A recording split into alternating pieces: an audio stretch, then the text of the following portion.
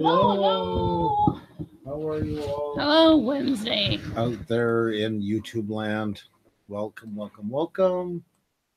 There we go. Hello, Wisdom Wednesday is here. Do you like my I love it. little titles? Yep, I'm sold. Oh, and as tradition, Yeah. the horn of the phone telling me that we're on. Well, today on Wisdom Wednesday, we are gonna do two things mainly. One will involve unboxing Yes, of a surprise package this is true. in a couple minutes. And the other one is gonna include our special guest today, Yep. Zack from ThinkShare channel. Amazing young man. He's an author, he's a teacher, a motivational speaker, and he also has had his own TEDx talk just last year, I think. Which is pretty cool. That's really cool, actually. Yeah. It's going to be really interesting. I think we're ready for some more motivation and inspiration This is true. to jump into the thing called life. And especially for young people out there, if you have any teenagers out there, definitely something to watch. His message is geared to everybody. I mean, it's spoken to everybody, but he really, really works with kids, young kids a lot, like teenagers and stuff like that. Yes. And I mean, he's going to talk about his channel himself, but we know that one of the reasons why he started his channel was for his students. Yeah. So definitely, if you have some teenagers hiding behind there, it might be useful. So that's the plan for today. And of course, a great interaction with our great audience right here, right now, and all through our live stream. Hello, everybody who is here in the chat and hiding behind it, or just listening to us. So have become a little bit of a podcast lately. Yeah, which is cool as well. Yeah. So hello to everybody. Let's see who is out there. We have to do the romper room mirror thing. We have to get one. Do. We need, or that's another we need option. a sound effect or something. Yeah. A rooster, maybe. Beauty and the Burr is here. Hi, hello. Hello. Caramel's Cost Cutters is in as well. Best friend in Australia is still probably from work. So I will have to type her. Hi, Stephanie. Yeah. Hosier is in. Logan's Coins and Cards.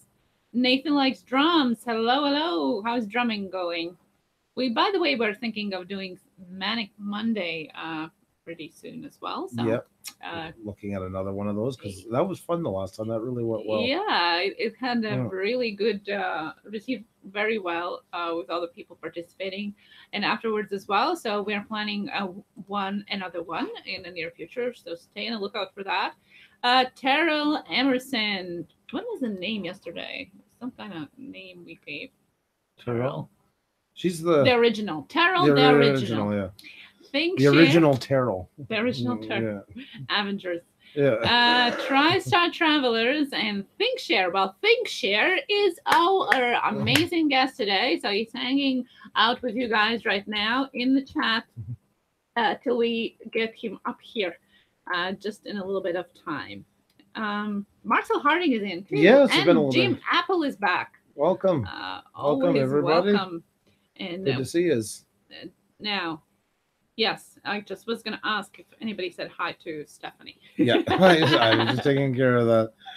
Yeah. Panic D Videos. Hello, hello. Yeah. We have had amazing shout outs lately for from lots of people last week. We talked about Rosarian Bach just Tuesday. And then today and yesterday, Artem Orbit had a great shout out. He had a shout out before our live stream, and then he had a special shout out just today, talking about our live stream and giving shout outs to all the amazing people here in the chat as well. So go ahead and check Artem Orbit's channel and for his latest live stream video. He mentions a lot of you guys here. You are very welcoming. Yes. Unbelievable. You guys are a great group. Oh, and he's on. There you go. You'll see. I just mentioned you, Archie Morbid. I just was talking about you. We had him this morning when I was on. And he came in to say good morning before he left. Oh, there you so go. I asked him if he used his countdown this morning technique to wake up, and he said yes. So that was really cool. Some really good tips on life and motivation as well. So definitely go check out. And if you have just joined, we have an unboxing coming in. What? I don't know. We can do it pretty soon. Yeah. Just in 2-3 minutes. 2-3 minutes. There we go. So you heard it here, folks. So did I. We're all informed. And while we are waiting for people to come in and getting ready for our unboxing, Badger Farm Girl is in. And go ahead and tweet this stream out. And please, guys. If you are too lazy to do that, to press that share button. Don't say lazy. I hate when you say that. I'm just joking. Yeah, but it's go ahead and go to our Twitter channel, Twitter profile, and reshare the tweet about this live stream from there. Out of the goodness of your hearts, we don't ask you all through the show, but it really does help. If you can do it once, maybe even twice later on, if you're still here, that's the most we could ever ask you. So thank you. Miss Kathy, hello. Yes. Good evening. Yes, Miss Cassie is a teacher as well, so we're gonna have input from sorry, I just got a message. Oh, I keep getting from yeah, I'm gonna be going over and checking. Okay, there we go, and I'll send it Twitter after in a few minutes. Yep. Okay. So Zack, we're just gonna do an unboxing, and then we're gonna be sending you a link. Thank you so much. Bits of Real Panther. Hello, hello. Yes. Yeah. Patsy was on last week. That was amazing too. Bits of Real Panther is mentioning that. That was amazing. Fun stream. A lot of fun and a lot of serious talk too. Yeah. Patsy, her channel is a channel with a message. It might not look like that from the first look, but if you watch her videos, and I really enjoyed that Patsy let us. A lot of that. Since the director was busy, I really enjoyed that Patsy kind of told us a little bit more about the director, and that I really appreciated that. So and Patsy's here too. It's amazing. Right. We call people out and they just appear. Yeah, exactly. Exactly. I love that. All right, I have to try it once. Peter McKinnon.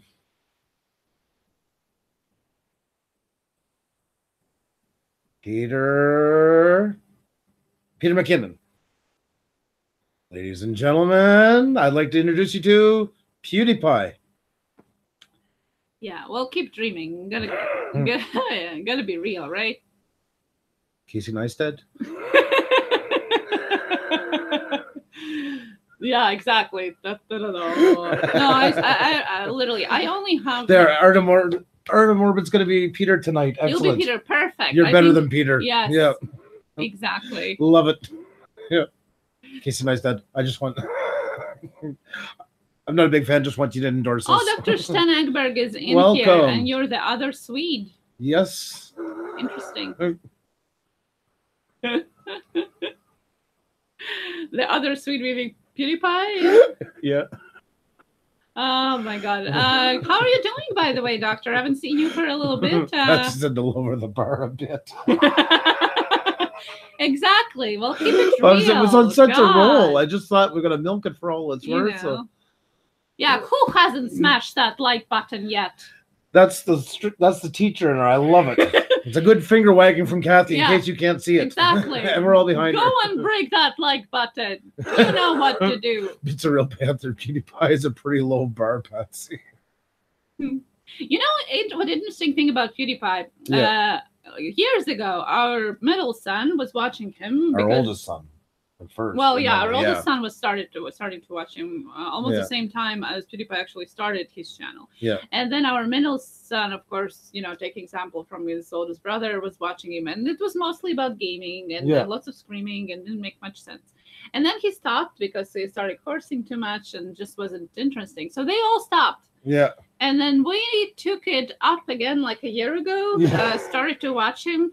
And surprisingly, his channel has grown. It's lots of fun. It's lots of quirky humor. That's why our kids hate it, because we actually find them funny once in a while. Yeah. So now they don't want to watch it. Not everything is great, but there's lots of things that are actually funny. So give him a chance. Like we say, the apocalypse helped us as small channels to get noticed more.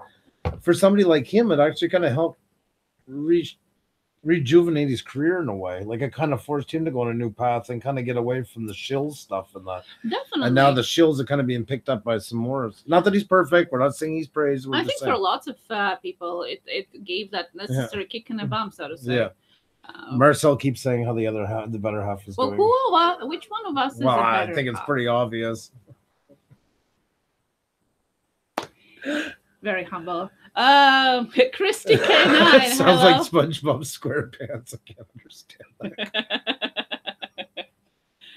Yeah, it's interesting. It's interesting how these people who have had their channels for 10 and more years already, you know, how they have transformed their channels. Now, by the way, did you know that the other day was 20 years since the last episode of Seinfeld?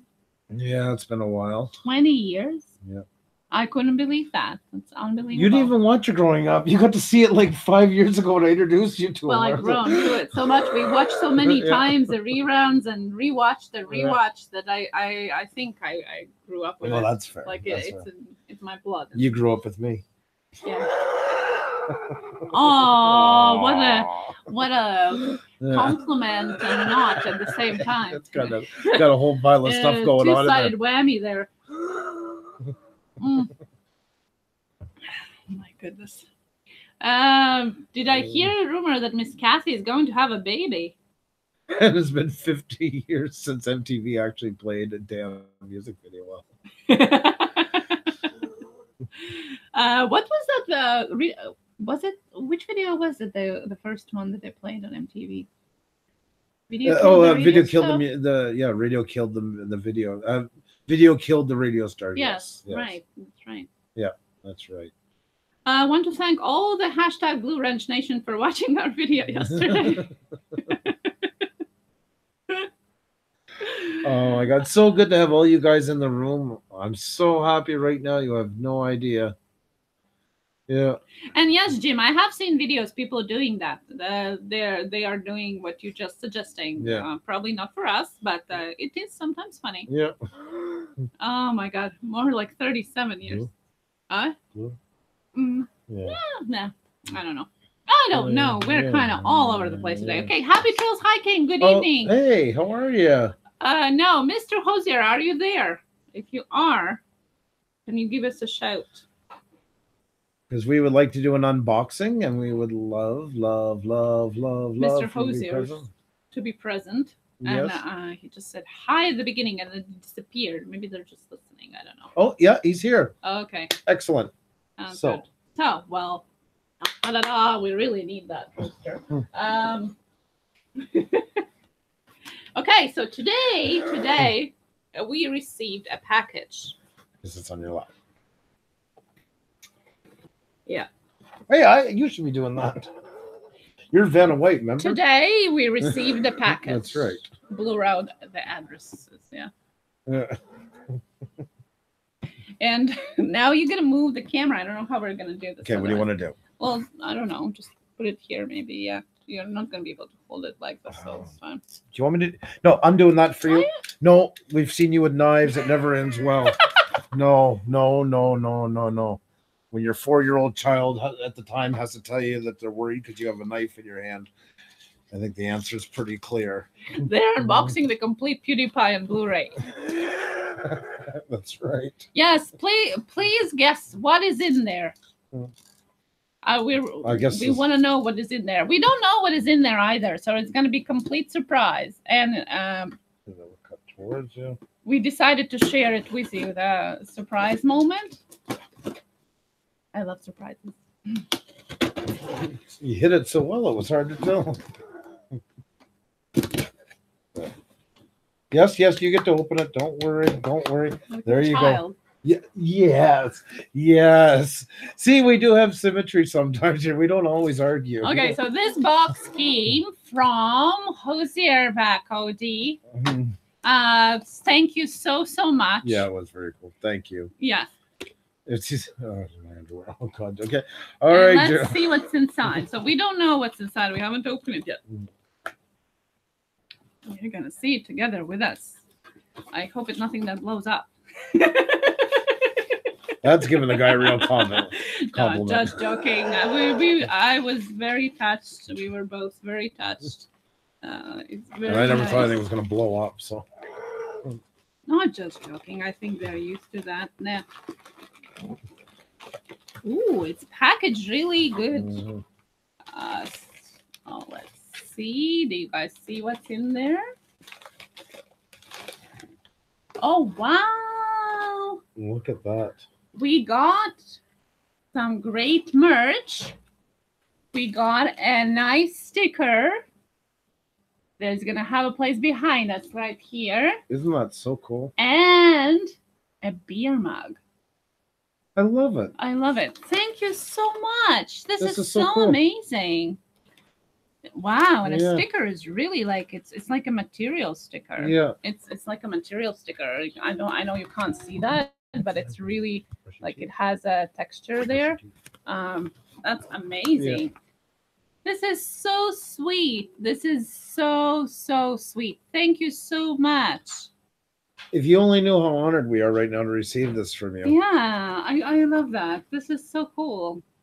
That is beautiful. Well, the summer is coming, so I'm pretty sure you're going to start using it as a water mug instead of coffee. Go see Chris. Okay, we'll go see Chris, okay? This is amazing, Hosier's thank you etched glass. Yeah, it is. It's absolutely amazing. Gorgeous. I want to take it up closer so we can really see it. Look at that. Isn't that nice? Very cool. Amazing.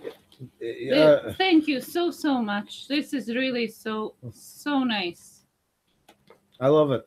I love it. And we're going to find a place somewhere behind us, right here maybe, where we're going to put... we'll think of something. We'll have to come up. We're going to think of something where to set it up. This was really amazing. And really, you shouldn't have to do that. It is bits of real passion. And honestly, I mean, we don't expect anything like monetary value. Like, this is so generous, like, to do this. Exactly. Like, just having you guys here every night, sharing it on Twitter, that's about as much as we ever ask of anybody. It's very touching. Same as our picture we have. I mean, same as we've had 3 videos done with us into it too, with an exact, like, about what we do. Oh, even more than that. If you only knew how much all this stuff means. This is so amazing. Thank you again. You guys are amazing. I love it. This is amazing. Thank you. I'm very proud of this. Thank you so much, Jose. You are a true gentleman. Thank you so much. Here for now. I don't want this to get broken. I want to put that over here. There. That was really nice. Thank you so much. And they look amazing. This is really there for now. Thank you so much again. And for those of you who just tuned in now, that was amazing gift package today we received from Hosier Back, who was our guest last week with his daughter. Which I thank you so much for doing with my wife. I wish I could have been there. I was really jealous. I was sitting on a train just catching glimpses, and now and then I could make a connection, but you guys did awesome. You're an awesome guest. Oh my God, all the thanks for just having you on. This was way over the top. There's nothing small about that. Thank you so much. Oh, that's really, truly appreciated. Thank you. Rosarian Buck, you never have to apologize. Real life is real life. Any time you spend with us is welcome time. Yeah. I love having you here just because I love having you here, but thank you for watching. It will be going out to Twitter some time soon too, once I get to take a picture of it. And Rosarian, since we're on the thank yous, I got to say once again, your video is between yours and Ajo's and Patsy. Like, that means so much to me to be in, to both of us to be in it. And you did a fantastic job, my friend. Top notch. I loved it. I was so impressed by your. It was so impressed by your video, and I got to say it again because I know I said it already, but I just wanted to say that one more time. So, thank you. Yeah, we really love it. For those of you guys who don't know, you got to go and check out Rosarian's video. We featured it a little bit on our Tuesday Tech Talk, yesterday's live stream. So check that out. Bits of Real Panther, thank you so much for coming by. I understand completely. Appreciate you dropping in, and we're always going to be here whenever you can get back. So thank you. Catch the replay. Yes, okay. That's right. Seco Fire, why? Because it's hashtag equality. We promote equality of contribution.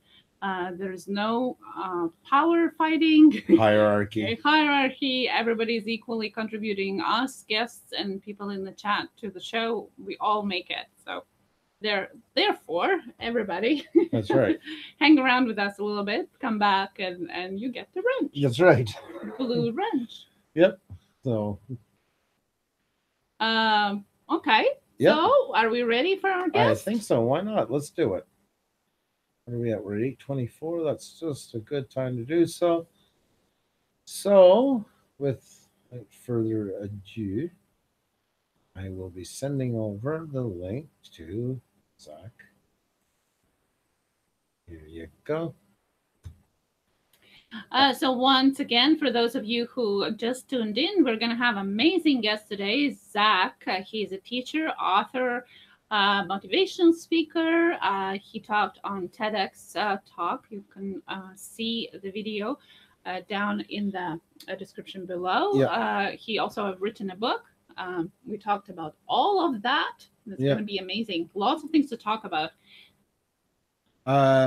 Here's some...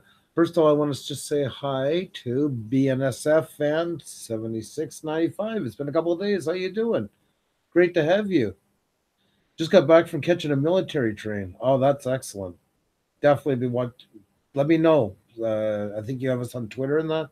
Let me know the moment you put it up in case I don't get the notification, because I definitely want to see that. Yeah, definitely. If you want to make sure that we see the video, the best way is to send us the message wherever you can, because YouTube is so bad of giving notifications even when the bell is rung. So,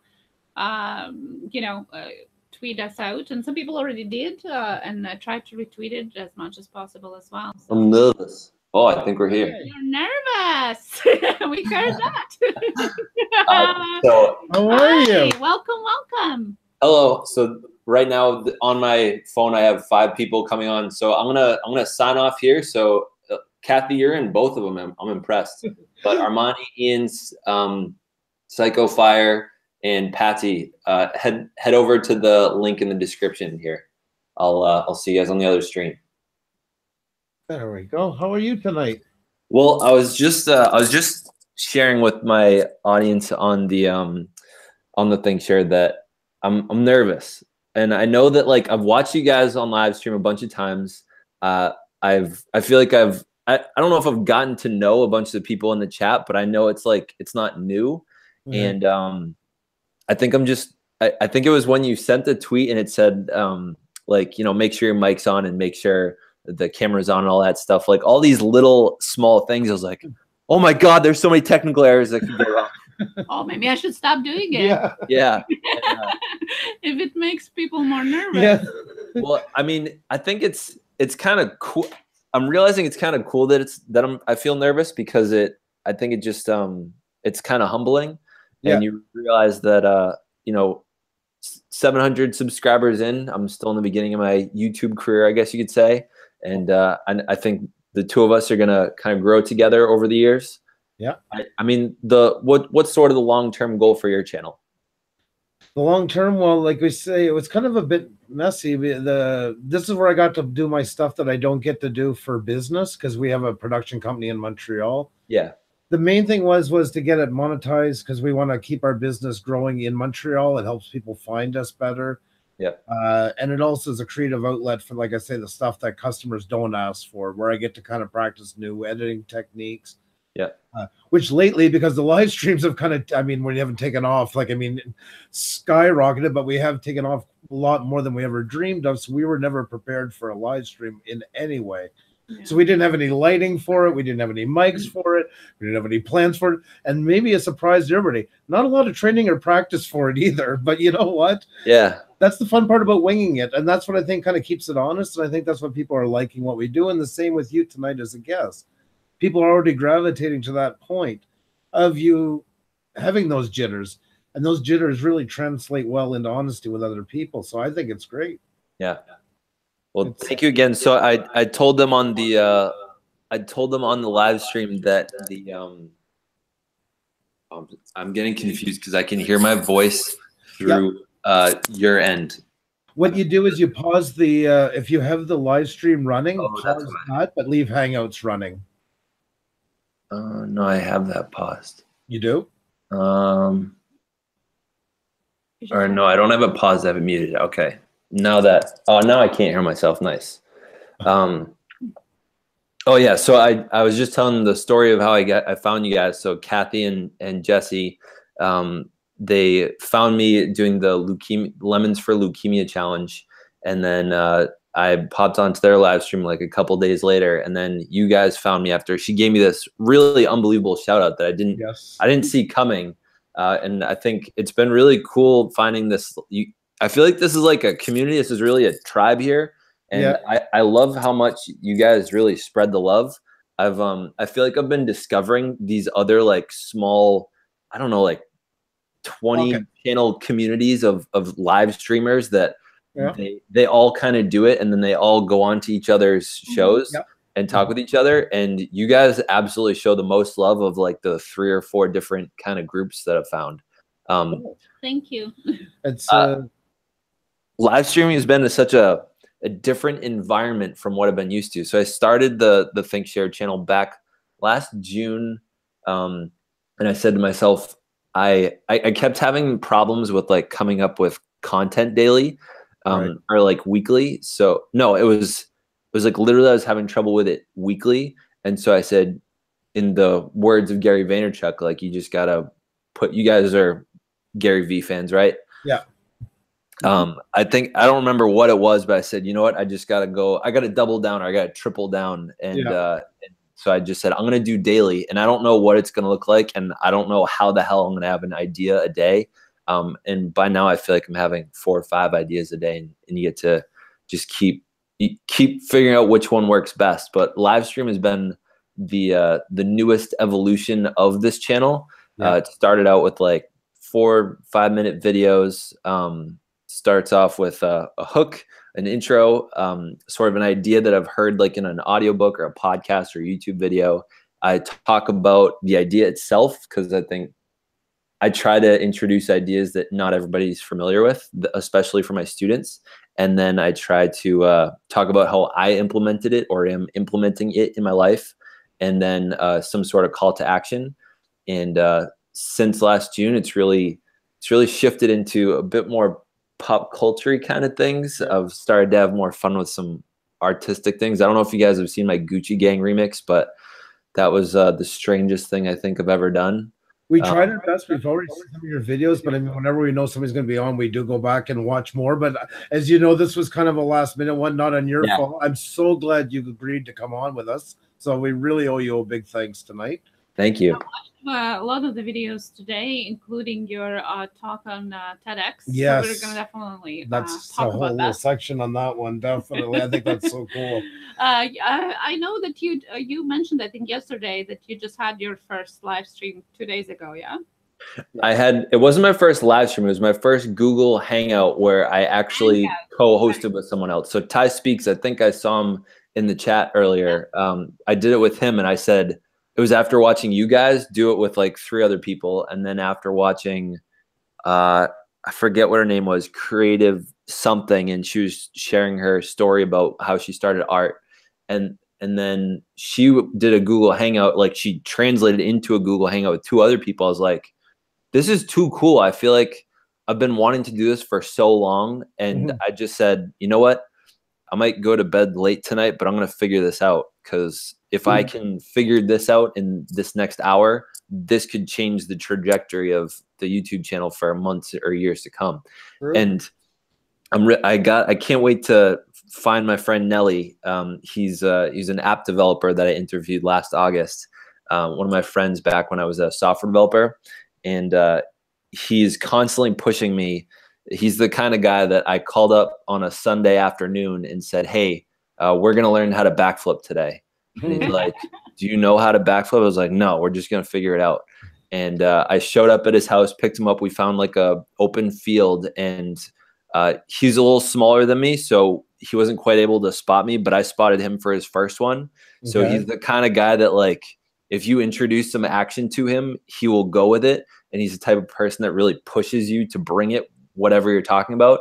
So he had told me back in October 2016, right after I had finished publishing the book, and I just started using YouTube to sort of market the book. Right. He said, "Dude, you should do every morning like an idea over coffee and have a guest on." I was like, "Yeah, it's a great idea." And it's taken me, let's see, 18 months to finally get to the point where I'm Google hanging out with other people. So I'm excited to finally tell him that I've figured this out, even though it wasn't that hard at all.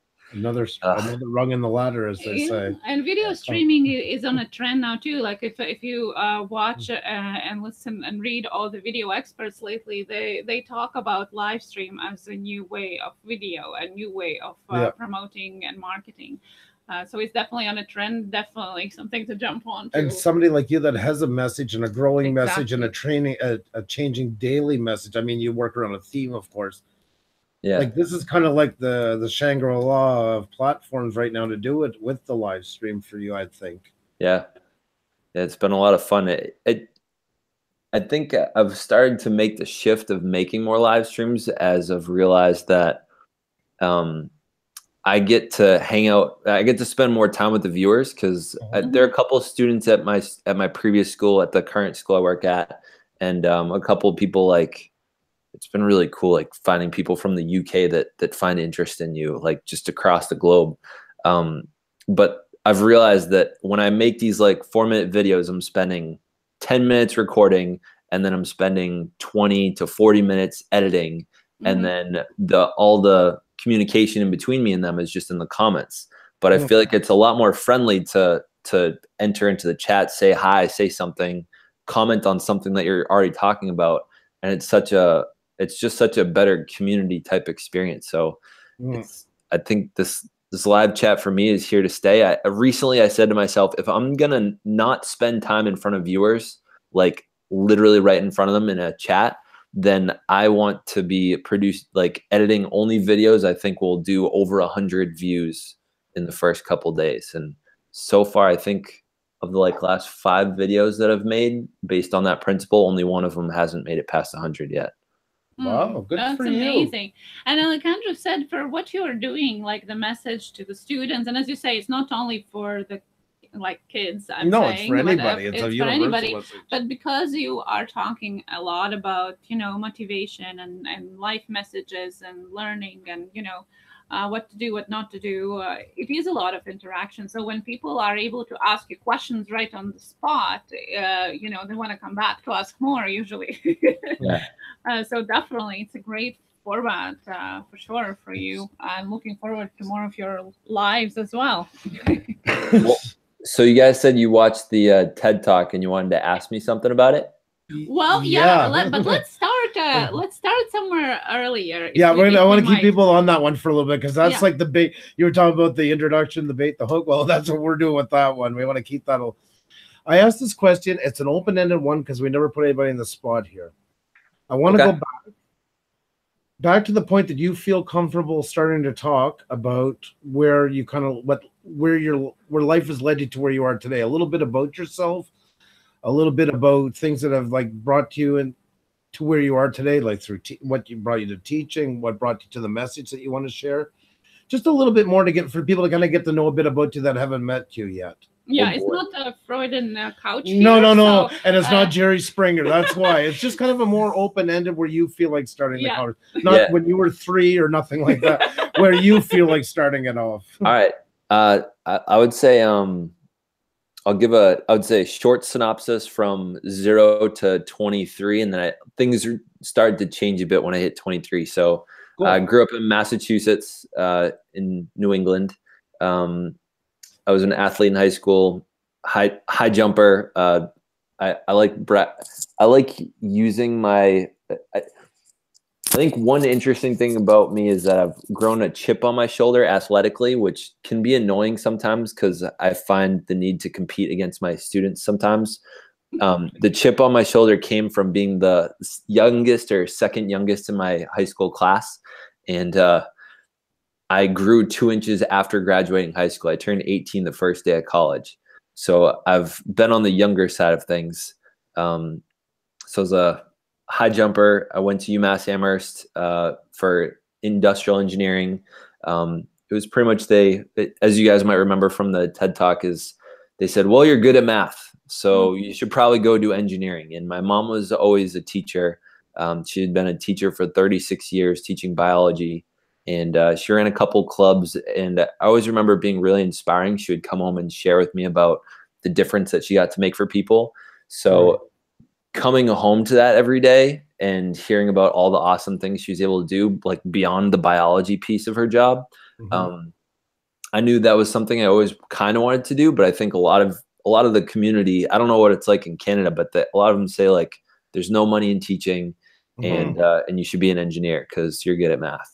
Well, definitely engineering, would get pushed heavily. That's for sure. Yeah. So I followed that path. Another sort of interesting piece of my college experience that I discovered at age 23. So I played rugby for 3.5 years.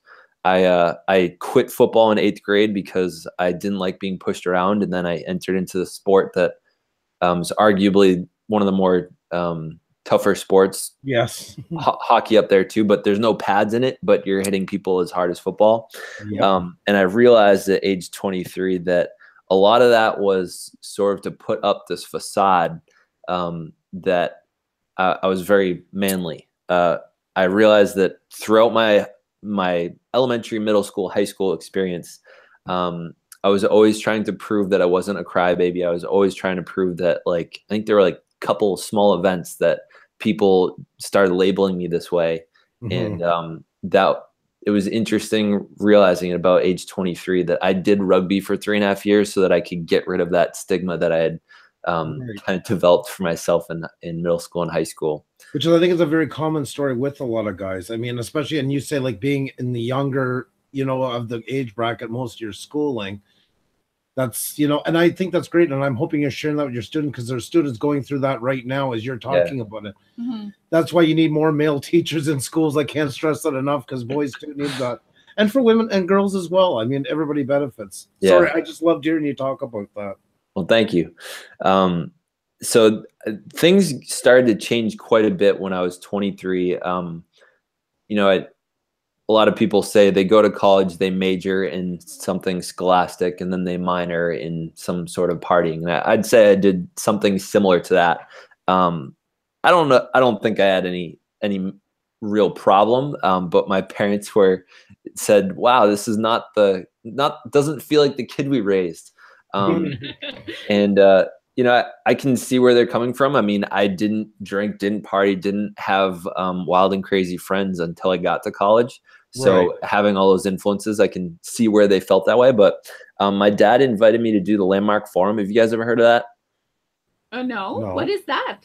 So Landmark Forum, it's a 3-day course. It used to be called Landmark Education, and it used to be called EST, or the EST training.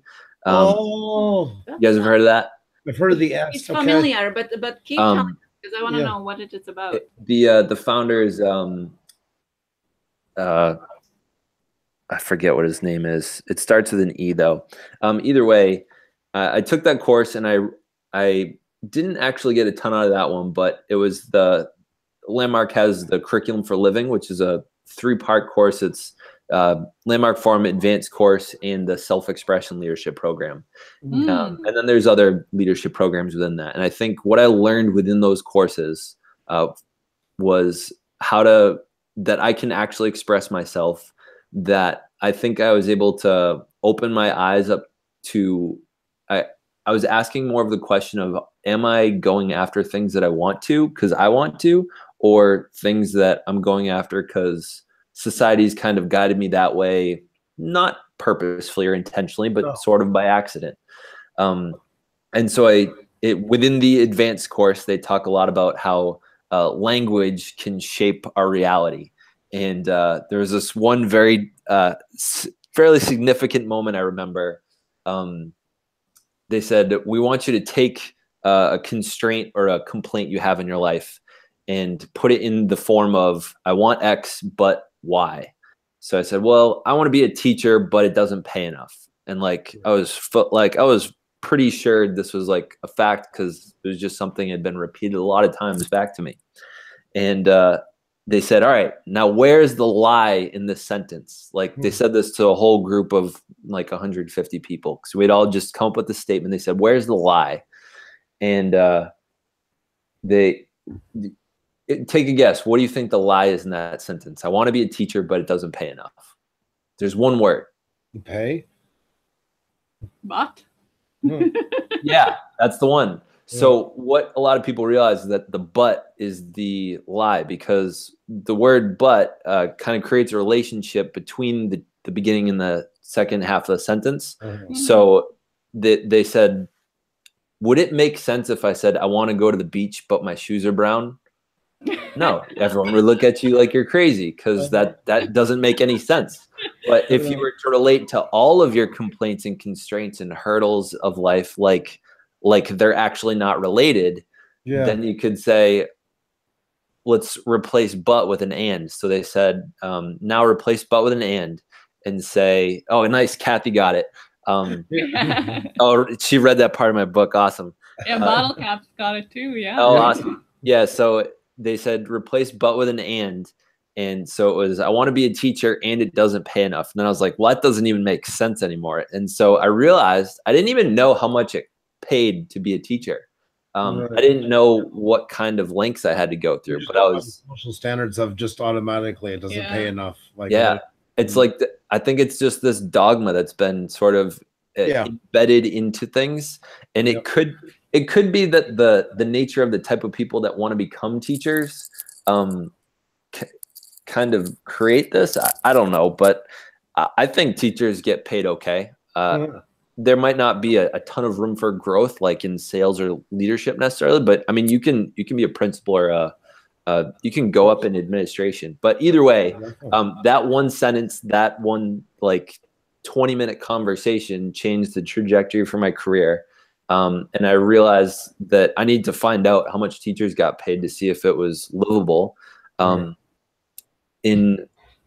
this is still 2013. I just met this girl named Alyssa in the second course, the advanced course. And we, right before the third course started, the self-expression leadership program, she started the advanced course single, and then she left it with a boyfriend that wasn't me. And so because we're in the same group together, she said she had walked over into my group because I had stepped to be a group leader. And she said, you know, you looked cute. So I walked over into it. And so we had to exchange numbers. And so one of the things about Landmark and a lot of the programs is that a lot of the training is very continuous. And you build these pretty awesome relationships. Yep.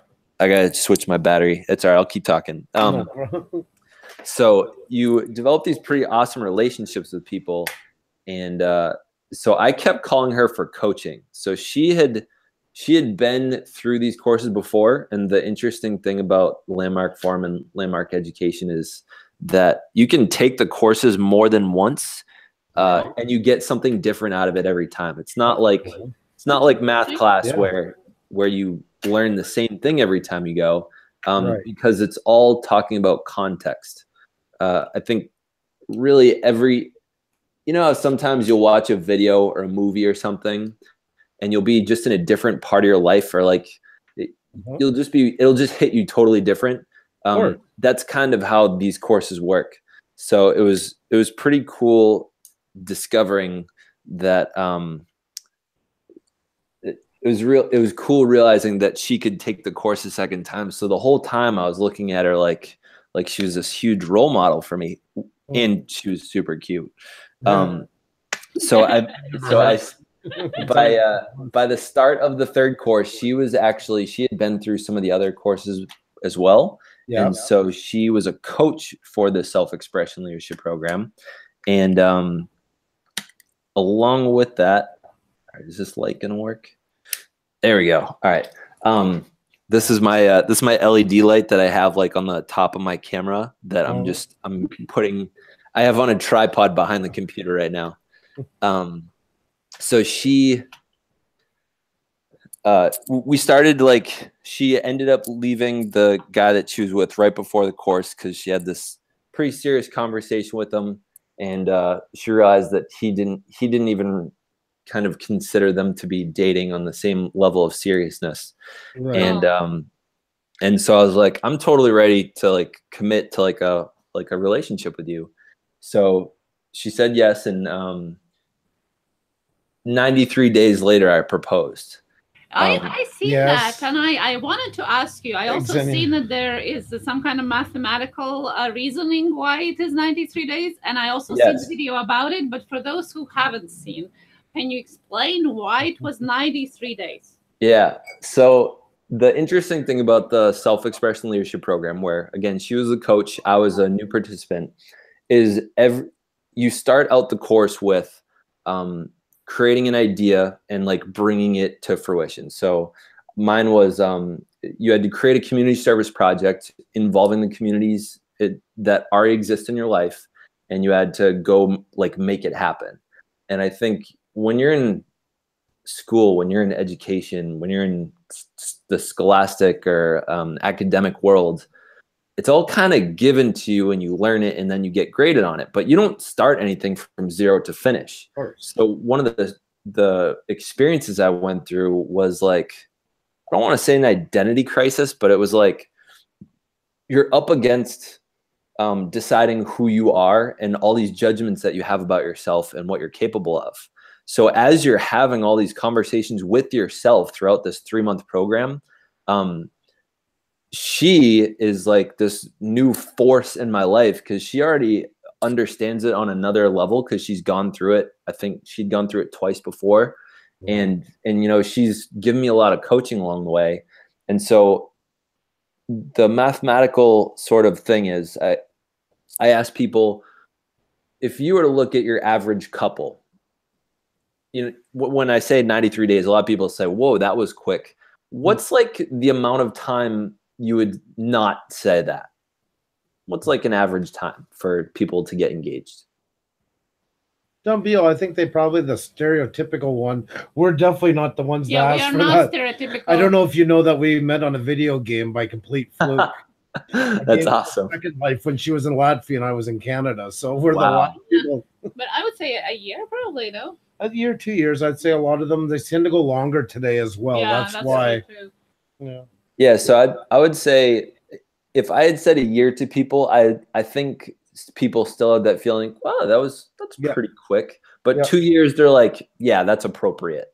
So the math I have for it is when you think about building a muscle, right? So you go to the gym and let's just say you're doing curls, right? What you're actually doing is you're tearing that muscle apart and then giving it enough time to heal, and you eat some protein and it grows bigger. Right. So it's literally just scar tissue that you're looking at when you see these jacked people. So I think that having a relationship and being able to trust somebody is just like a muscle that you build. So you got to tear it apart and you got to build back on top of it and add in some protein, which is sort of like love. So I would say love is sort of like the experience of being able to see someone just as they are and accepting them for how they are and how they aren't. And I think in that 3 months, I'll go back to the other part. So for a 2-year relationship, my guess, and now these calculations are very rough, but I would say your average couple, most people don't really like having confrontational conversations. Yeah. I would say most people want to try to avoid them, and they think that if they're fighting, that the relationship's not going good. If they're having these confrontational conversations, things are probably not working out and they should end it. So I think that your average couple probably goes through maybe like an argument or a conflict once a week. And over 2 years, that's going to be 52 weeks times 2 years is 104 tears, and then 104 builds back into a muscle. When Alyssa and I were going through this course over 93 days, this is probably one of the most intense courses when it comes to learning how to deal with conflict, learning how to build a relationship, learning about yourself and the other person, and like figuring out what pisses them off and what doesn't. And so we were going through like 1 to 2 conflicts per day. So those 104 tears in the muscle and put back together that people think it takes for someone to be able to propose, we just drove right through those. You know, we built the muscle in an absurd amount of time. I absolutely love that. I really do. So that's I don't want to justify the 93 days, but I think I think a healthy relationship that has made it to a certain degree has gone through enough troubles that that they understand each other better, and they've built not on top of it, but they've healed the wound, or they've healed the conflict. They've understood each other on a better level, and now they've built on top of that and they've won. So, see, for us, we had to do the same thing because of the distance. We move faster than some people will realize, but I mean, that was also because of circumstance. Because if you want to be together, there's going to be a lot of paperwork and a lot of things to do to get to that. So even though it rushed our hand a little bit, I think it forced us to get to know each other better. Clear the air in a lot more subject, like you say, which when you have lots of time, sometimes kindness is too gentle, you know, and you don't get to really get to know the person as well as you should. Also, because we had to talk so much, it kind of forced me to talk more and get to know somebody more and talk more about myself than probably I would have if we had on a dating site in Montreal or in a bar or wherever, church, whatever place people usually meet. So I think it works out. Some people get, I mean, and it's one of those things that's not perfect for everybody. It's not a cookie cutter solution, you know? I just think the main idea underneath what you're talking about, what Zack is talking about, is getting to know each other. Of course. And it's not the time in the calendar that matters, but it's how much you get to know each other. Like you were saying about spending the time in the courses where you were going through all these phases, and us, you know, sometimes spending 15 hours a day talking, like how many years it would take for people to date and spend so much time together, right? So obviously it shortened it up because we were doing it every day for hours on end. I think you're both right about that. It's more about getting to know each other and a little less about the calendar days, you know. But it's a very great approach. I love the mathematical approach. It's cool. She was telling me what she was so excited when she's like, "You're gonna watch it." And I'm like, "Well, I'm gonna see him in a few minutes. I want to talk about, but no, you gotta watch it first." So I wanted to know, how did she react, if I may ask, to receive a proposal? So the proposal was fairly interesting as well. So one of the interesting parts of these courses is a lot of times, let's see. So the self-expression leadership program, it was 3.5 months, and you meet once a week with the exception of like 1 or 2 weeks. And it's like every Monday. And so you come into classroom, they call it, on a Monday. And I think once there were 3 work days. So you come in on a Saturday, 10 a.m. to 10 p.m. It's like a long haul. And so each of these sessions, it's like you start out with what you did in the last week, so towards your community service goal. So mine was getting a bunch of my coworkers to tutor a local high school. So that required a bunch of conversations with the schools nearby, conversations with my coworkers that might be interested. So you go up in front of the room. So they say, who wants to share about what they've been dealing with or breakthroughs that you've had in the past week? So a lot of times it would be I'd be sharing about a breakthrough that I really enjoyed talking in front of people. So I was just always trying to run away with the show. And I realized I was sharing a lot about my job and talking with people and looking at changing careers into becoming a teacher. Like in the span of those 3 months, I went from being an semi-miserable software developing engineer in a cubicle to someone that had applied for a teaching license, taken one of the teacher tests, passed it, and started applying for jobs as a teacher in those 3 months. Wow. And started talking to my coworkers like, I think I'm going to be a teacher within the next year. And the company actually started, I think they kind of pushed me out because they started seeing this guy doesn't really want to be here. Right. But as I was doing that, I wasn't sharing really anything with the classroom about my relationship with the head coach. And I think it was sort of a topic that I was scared to talk about. And I wasn't sure if I was doing something wrong because, technically they were supposed to have like a disclosure that you're dating the head coach if there's something like that. So I was nervous about it. And at one point I'd just written, I think, my first or second bucket list. And I was really excited about it. I was talking to Alyssa about it. And I'd gotten a bunch of my coworkers to write bucket list as well.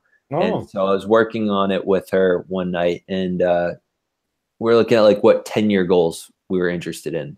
And I was saying, I think 10 years I'd want to live like on Oceanside place in California, wake up at 8 a.m. every day instead of 5:30 and like own a business that I don't have to spend a ton of time.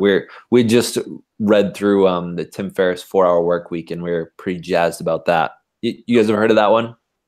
No. Please do. I don't have it in my stack here, but I don't know if, let's see. So Tim Ferriss, he's one of my favorite authors. He wrote the 4-Hour Work Week. He wrote Tribe of Mentors is his recent one. This is like 2 inches thick. But Tim Ferriss, he's I wouldn't say he's similar to Gary Vaynerchuk, but he's in the same genre of person. Okay. He has I don't know when they measure it, but like he's consistently for the past like 5 years been in the top 10 for business podcasts. But 4-Hour Work Week is pretty much, he figured out how to build a business and figure out how to automate it to the point where you're only working 4 hours a week. And he introduced the concept of, rather than trying to just be rich, like literally trying to calculate how much it would cost to live your dream life. So literally ask yourself, what do you want your life to look like, and try to calculate on a monthly basis what it is. Right. So we're all excited about this idea. And I said, and this was probably like, I don't know, 2 months in or so. I said, I think I'd still want to be with you 10 years down the line. Mm-hmm. And she said back, yeah, I think I'd want to be with you as well. And I said, well, I guess we'd probably be married by then, wouldn't we? And she's like, yeah, I guess we probably would. And so it was just like this strange, like proposal / conversation about like, it was almost. Does that mean we should get married?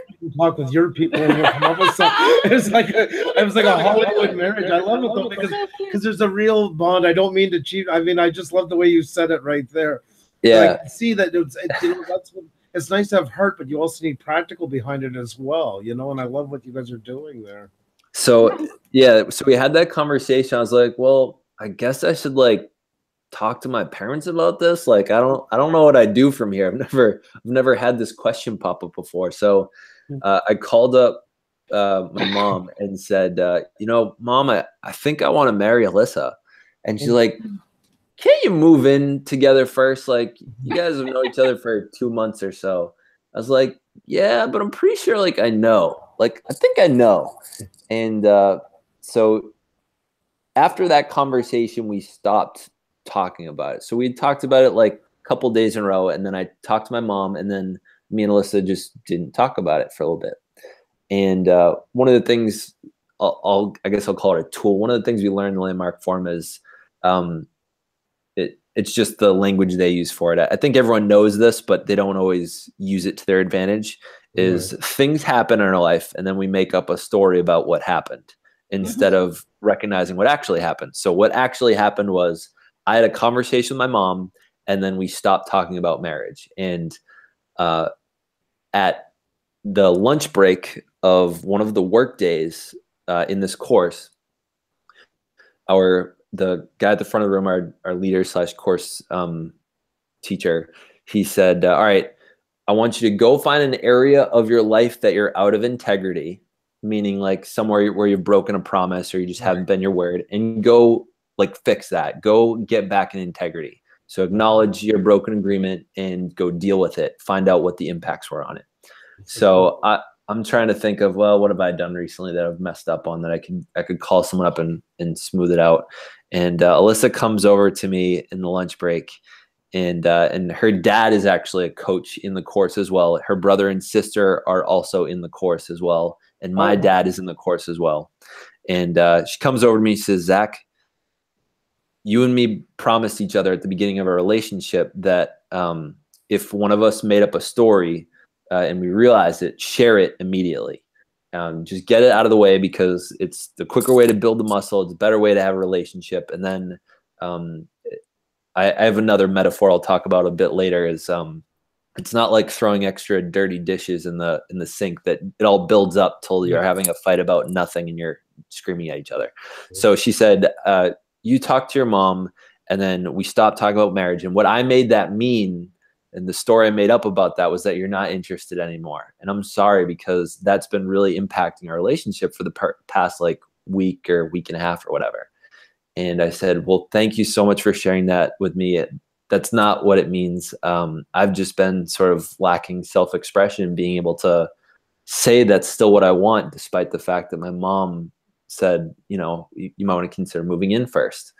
So then the little funny part happened. So after I have this conversation, her dad walks in and she has to go back because they have a coaches meeting. And as I'm walking out with her, I just tap her dad on the shoulder. I said, Greg, and yes, I called him by his first name. Greg, I love your daughter. And he's like, he gives me this like weird look like, all right, glad to hear it. And so we go back in the classroom maybe 20 minutes later, and Jim says, all right, who wants to share what happened over the lunch break? And I was like, me, like, I want to share. And I said to everybody, you know, I've been dating your head coach for the past 3 months, and I have not shared with any of you about it, obviously, besides Matt and Kim, brother and sister, and my dad and her dad. And, you know, I shared about like literally what I just sort of talked about minus the marriage part. I said, you know, and this is in front of, I don't know, maybe 40 people that we've gotten to know over the past 2 months. Right. And I said, you know, I've just really been lacking the self-expression to say, I want to marry Alyssa Piper. And so everyone just like jaws drop, like what the hell just happened? He just proposed to her in front of a classroom by accident. And wow. So she's in the back of the room, and her friend, the other coach, is like shaking her, like, "Oh my God, he just proposed!" and then the next part. So she comes up and gives me a hug on the stage there, and this is like it's not like a giant classroom; it's like a regular sized room. And her dad stands up in the back row and says, "Did you just propose to my daughter?" That's quite daring. In front of people and in front of her father. Yeah. And I hadn't really talked to him. I had talked to her brother and sister about it before, but I hadn't talked to him about it. I hadn't really talked with my dad much about it either. So I was just like, after talking to my mom, that got me. But I laughed that one off. I just didn't answer it. And so this is, I would say it's sort of a landmark punchline. So it's using some language that we use a lot in Landmark. So one of the things you're practicing in the self-expression leadership program is registration conversations. So there's enrollment conversations, which is like inspiring people, getting them interested in something. Registration conversations, like they're signing up for something. So in terms of a community service project, you're having 5 of those saying, hey, will you come be a tutor for it? or to the principal, hey, can we actually show up at 4 o'clock at your school to do something? So our leader is constantly talking about registration conversations and who we are being when we're doing it. Because all the time, like when we ask people to subscribe on YouTube, like that's a registration conversation. When you guys said, hey, Zack would love to have you on the channel, that's a registration conversation. And some people are so uncomfortable with those. Like I was super uncomfortable in high school asking a girl on a date with me, registration conversation. So we're really discovering like what we think we know about ourselves when we go to have these conversations. And so Jim, our leader, says, so Alyssa, and we're trying to say, we're looking at who we need to be for someone to be a yes to a conversation. So he says to Alyssa, so Alyssa, in the nature of a registration conversation, did that occur like an opportunity? Because that's what he's always trying to have us do, is have a registration occur like opportunity. And she said yes to that, to him and not to me. So the proposal was kind of a strange one. It was like, yeah, that occurs like an opportunity. That was the proposal. So after that, we went home, talked in the car on the way home, and in the next 2 weeks, she has a really wonderful family. They invited me to go on a family vacation with them down to Florida. And I was talking with her mother and said, I don't have a ring, but I would love to give her one. And she said, if you would like to give her grandmother's ring, you can do that. So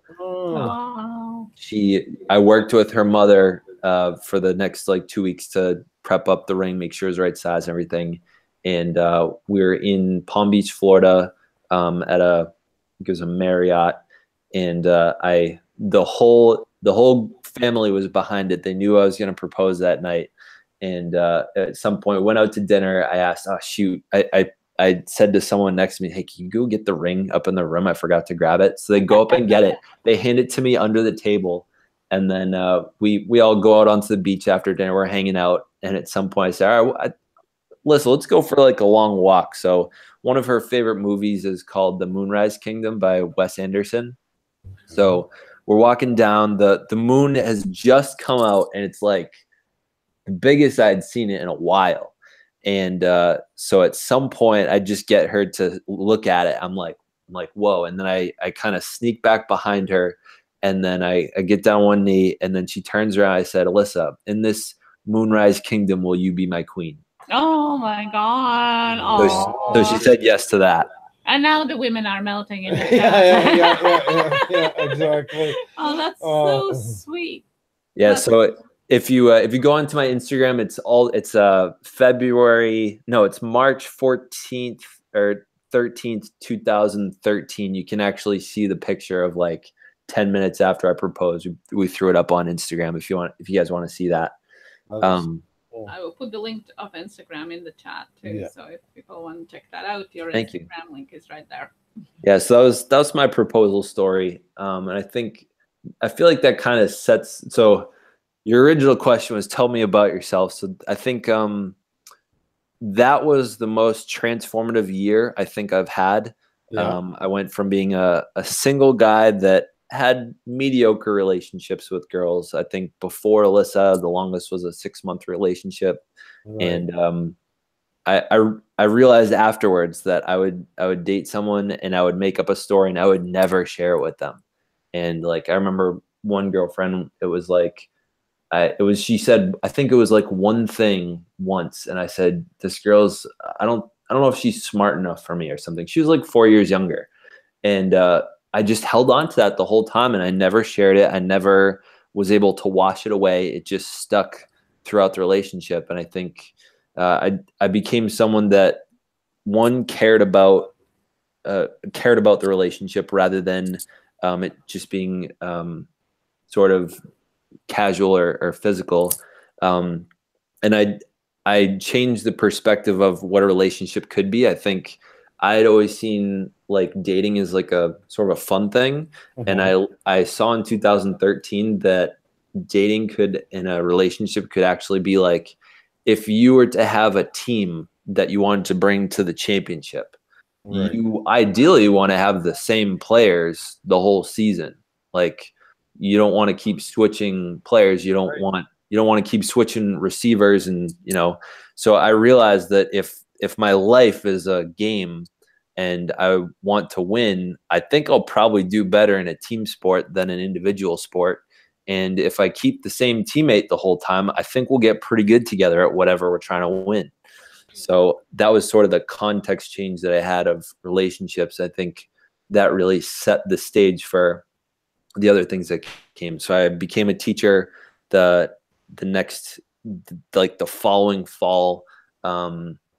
I started grad courses to get my master's degree. We moved in together after we were engaged, which another interesting idea. So I've been trying to keep this book stack up here recently because I'm realizing all the time there are these little nuggets that I pull out. Where is it? The Defining Decade.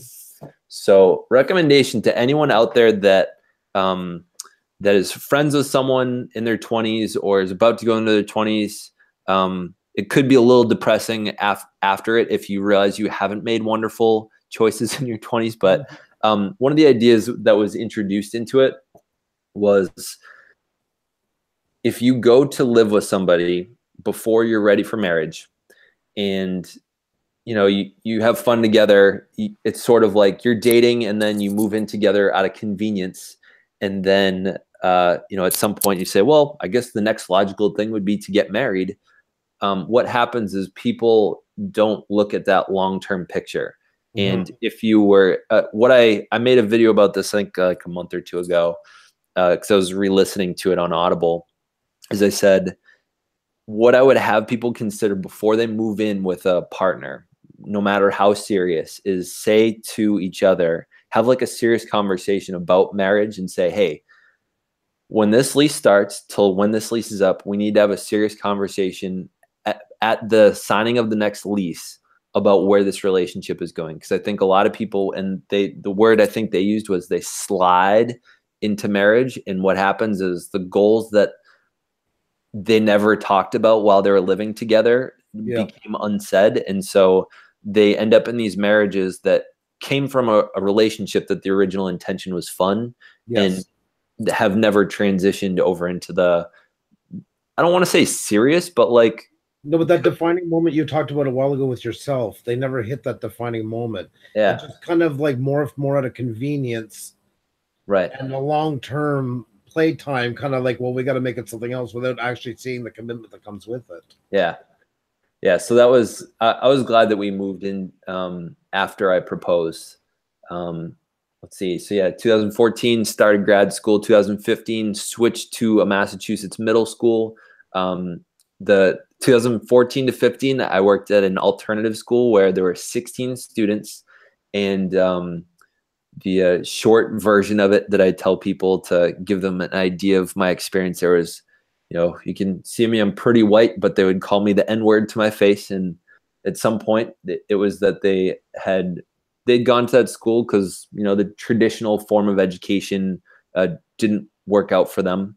And so this was sort of their opportunity to still get a college degree. I have a really good relationship with one of my students there still, who's graduated. But, when they would call me things like that, there's nowhere to kick them out to, because that's why they're there. And you say, dude, that's not even racially accurate. Come on, man. Yeah. And then so the next school I went to is a middle school. So that previous school is like class size of 4. And then I went on to like class size of like 25. And it was a very challenging time. It felt like my first year of teaching all over again. Wow. I would come out every day feeling like I had just come up for air from drowning a little bit. But second year went a lot better. I had a really great English teacher as a partner. And then I was offered an opportunity at the school that I work at currently. One of my friends in high school, he texted me during the summer, and Alyssa had just moved her job, and he texted me and said, hey, we might have a math opening available. Are you interested? And I realized it was 20 minutes away from where Alyssa had just gotten hired. So I took the interview, got the job, and that's where I am now. And I'll say a little bit more about the book and the TED Talk and stuff. Is when I was working at the previous school, sometimes I would do, actually often I would talk about goal setting with my students. And at some point, I think someone complained that I was just not talking about enough math. I was too excited about goal setting. And admittedly, I probably was. I probably did spend a little too much time on that. And at some point I said, well, damn it, when are they going to teach goal setting? And I didn't see it happening enough around me. So I said, I got to do something about it. And so I decided I wanted to talk about it somewhere. I just didn't know quite how. And I had started making YouTube videos because the previous fall I had just finished my book, Ideas Over Coffee. And I said, I wonder what it takes to be a TED speaker. And so I looked up local conferences, found that there was one in like 2 months. And then I contacted the person that that was like hosting it. And I said, well, I have a YouTube channel. I'm an author and I'm a teacher and I want to talk about goal setting. And they said, well, let us look you up and we'll get back to you. And they said, yeah, what do you like? Give us more about your script. And I was like, seriously? Like I get to be a TED speaker now? That's it? And so then I got this awesome opportunity to be a TED speaker. And I guess I did a bad job doing the chronological order there, but how did you tell us? How did you feel about it?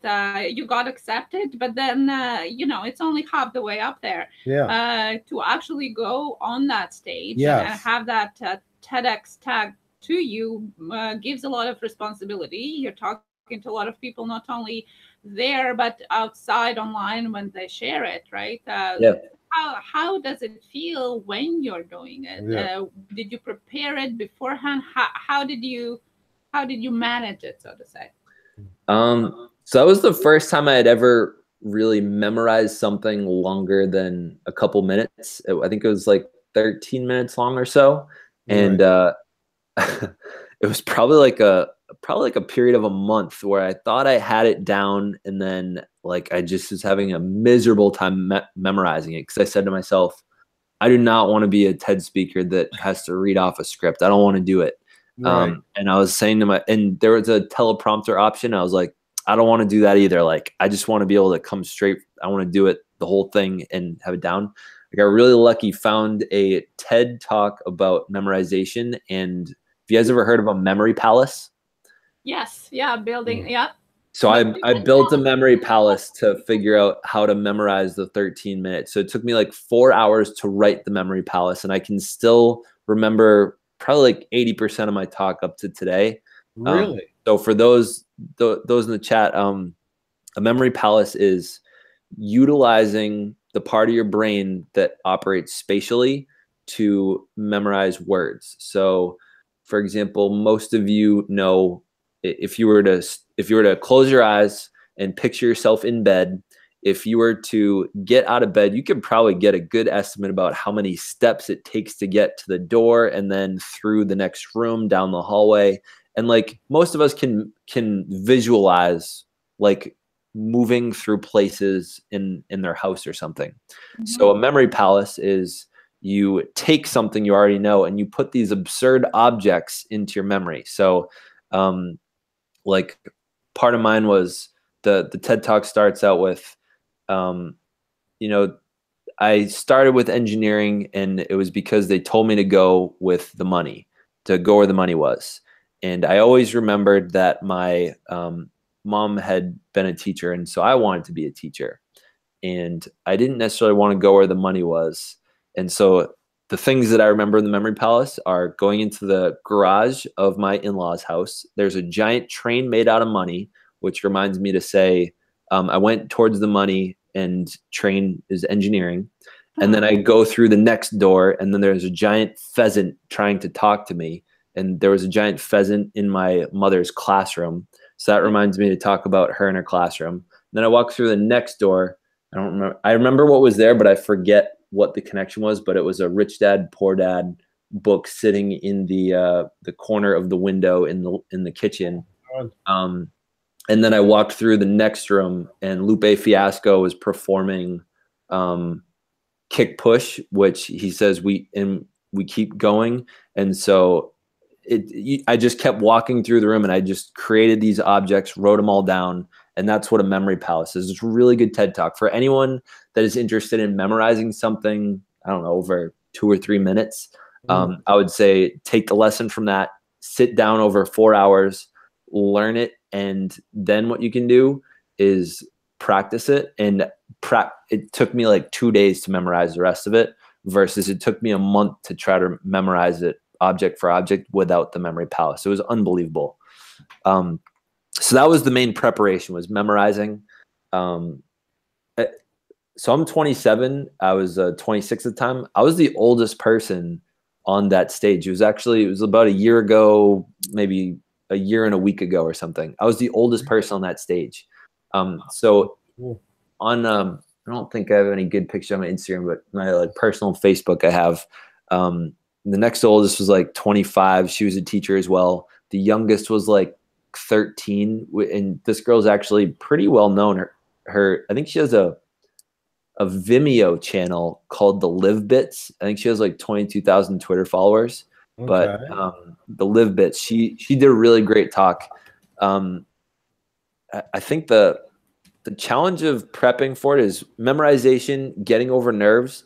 And so I actually asked my vice principal, hey, could I perform my TED Talk in front of the entire student body before I go on stage to help me get my nerves out? Because one of the things Tim Ferriss said, the 4-Hour Workweek guy, he's also done 2 TED Talks now.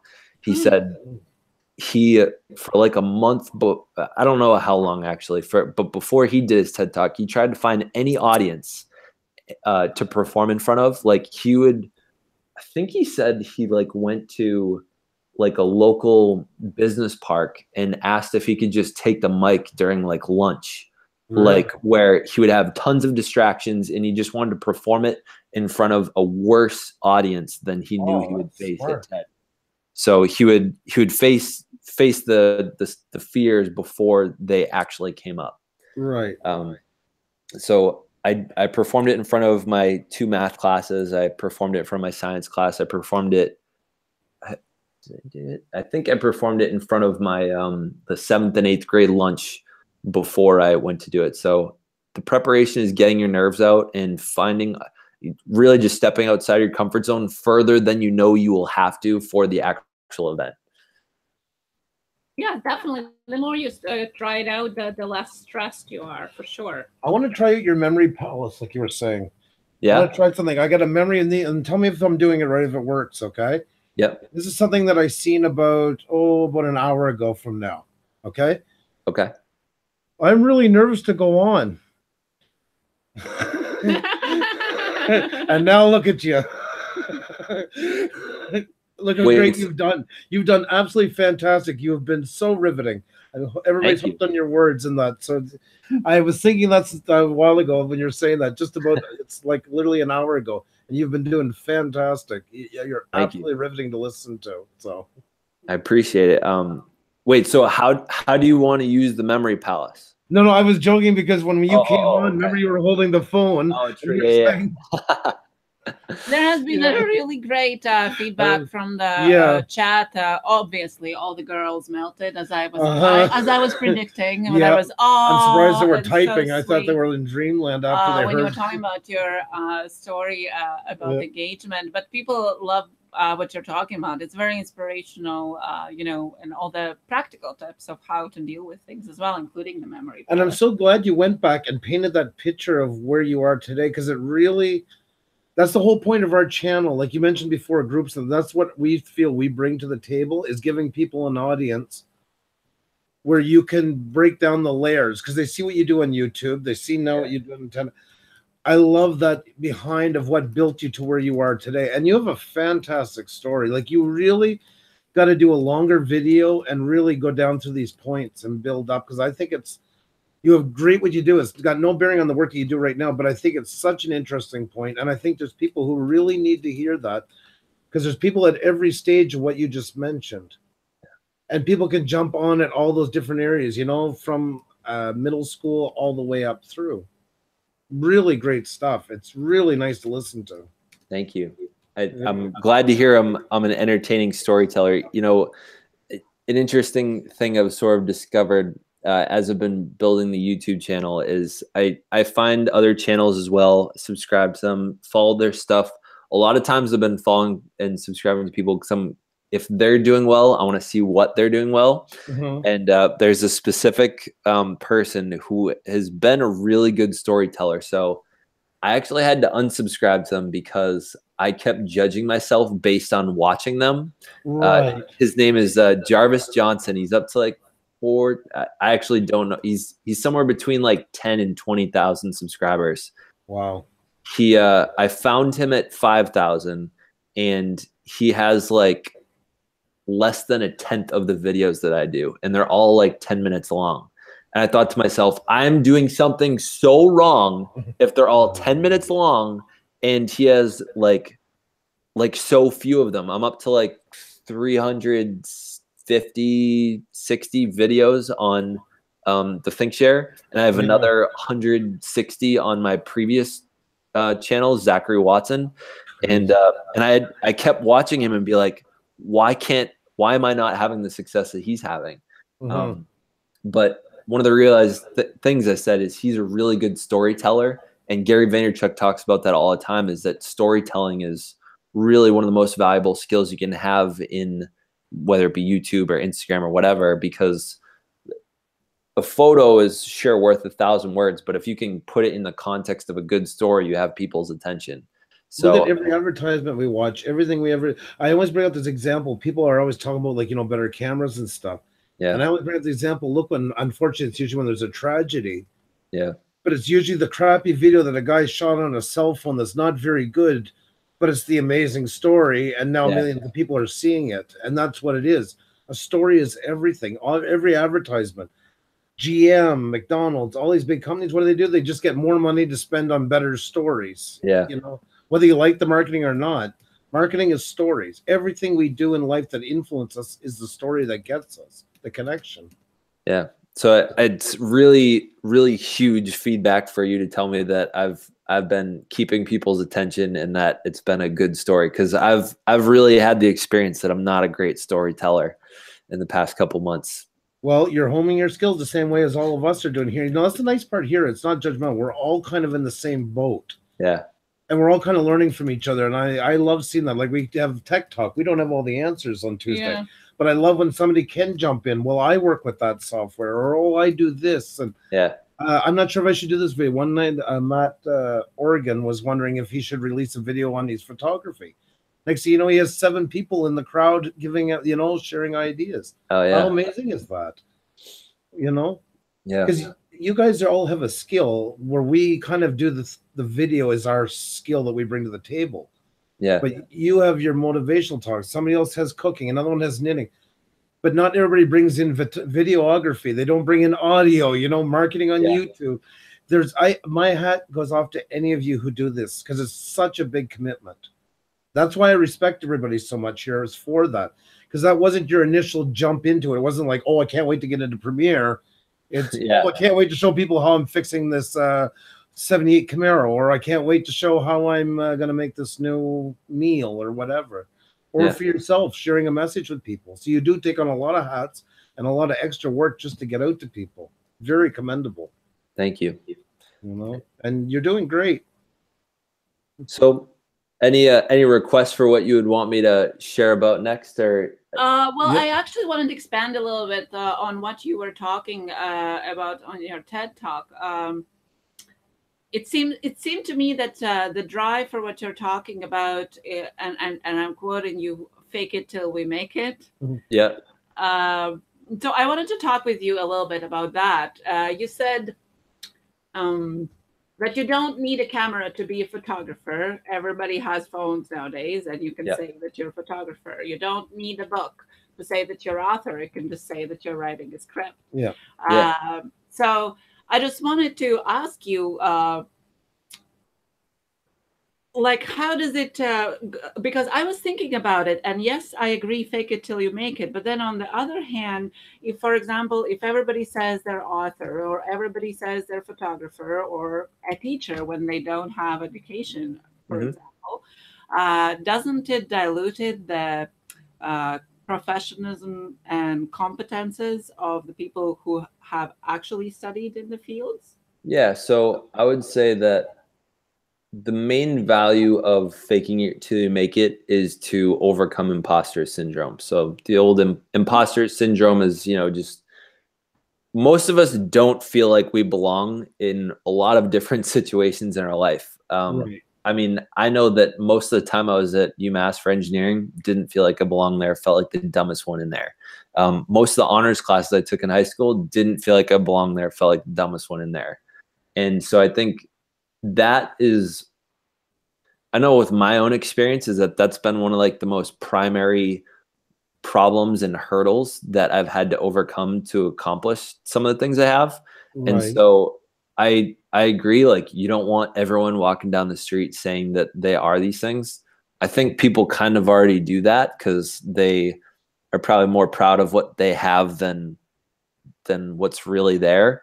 But I think declaring and speaking that you are something, or that you're mostly that you are something, is Right. to overcome the imposter syndrome. So when I didn't see myself as an author, it was really valuable for me to declare to myself and to my close family members that I was an author, because that would give me enough confidence to say, like, you know what, I'm actually not going to watch TV with you guys. I got to go work on the book. But Right. if with my close family members, I'm not saying that I'm an author, I'm just, you know, a guy writing something that might become a book someday. You know, you don't necessarily have the confidence to make those small choices every day to get the project done. When I call myself a YouTuber, I mean, I don't know what the definition of a YouTuber is. It's kind of all slang, but I guess my real definition, if I had to come up with one for what a real YouTuber is someone that is actually getting paid enough to support their own lifestyle without any other income. Yes, I agree with you. And I think I know I call myself a YouTuber mostly because I made a commitment to make a video every day, and I've made a commitment to see this thing out till I die, or till it creates either enough passive, it's not really passive, but till it creates enough income that it could match my teacher salary, and or that that it brings me to, I don't know, another business venture or something. So I think the declaration is really for myself. It's really for my own confidence to help me make those minute choices. Like the choice when it's 11:30 so like the other night, I don't know if you guys saw, I did a 2-minute live stream called shaking head or something. Yeah. And I just started off just going like this because I had this author's panel the other night, and I had like a 5-minute video for it. I cut it up and I edited it, and I went to upload it. It was taking like, we watched some TV and I did some grading and did some other things, and it was still uploading when I was like ready to go to bed. And I was like, damn it, it's like 11:30. I wanted to go to bed right now. And so I just said, you know what? Like, it's when I've trained myself to say, Zach, you are a YouTuber, that the thought comes up like, it's 11:30 and you haven't posted something yet. Get your ass on live stream. But for the person that isn't using that as saying, you know, I'm not a YouTuber, I just make YouTube videos, 11:30 rolls around, they're like, yeah, I'll do it tomorrow. Yeah. I agree to what you're saying, and it is a lot of that to overcome what you're talking about. Why I was asking it, because I find a lot of people are throwing around names like owner or CEO of or like things like that, especially when they write their bios or on Twitter or Instagram and places like that, when they actually are just self-employed, you know, doing what they're doing. They're not CEOs of big companies. Yeah, I find that it's a lot of pretentious titling. I might be wrong, and I think that between the two of you is like, you're saying you're using it as a way of motivating you to be in that mindset to do the best at what you're doing. It's not saying you're at the top of the list where Yeah. And I have a thing with that too, is some of them take it and then they, you know, they all go in and it's like, if it was still the days, they would have like a briefcase, the bar, and they would refer to everybody, you know, like, and try to like have all their meals like expensed, you know, like you can't live in a dream world, but you can use it on your side as a way of motivating yourself to get to a better level, keep that professionalism of working towards a goal. And I would say that like how to differentiate and not to overstep while doing it. Yeah, it's good. So this is what I would say is I think if I gave the talk again, I would still give that advice to the general population, because the person that's taking enough action on that video to call themselves something is probably going to take the next 2 steps, which I said were state it, like or think it, declare it, and then start taking action on it. So for me becoming a teacher, I didn't have any students in front of me. I could argue and say I was a tutor because I tutored some people for free at that point in time. But I wasn't a teacher yet, but I started taking actions consistent with that. Right. So, and I think that was actually a concept I got through Landmark was we wouldn't declare what we were as like a title, but we would declare what we were as a possibility. So we would say like, I am fun and loving. And you could just see people like, as strange as this might sound, you would see people transform right in front of your eyes when they recognize themselves as like a boring, like you guys even saw sort of in front of me. I declared myself a nervous person at the beginning of this live stream. Right. And I wonder what the beginning might have looked like, if it would have looked any different had I say, I mean, it would have been kind of pretentious to say like, I'm going to crush this live stream or something, but there is a middle ground in all of this. I know what you're saying, but I think I would say your average person that's going to take action on the first step is probably going to take action on the third step, which is taking consistent action that is congruent with what the declaration was. And I think the concern that you're talking about is people are making the first or the second step, but they're not taking those consistent actions, and they're watering down the concept of that title. Or the path that it takes to lead to it. You know, it's almost like you throw on the hat of executive the first morning and forget that there was 10 steps getting to that point. You know? Right. But, because where we sit, we see that a lot. I mean, especially with the adpocalypse, because we got to see so many channels in the up and coming stage.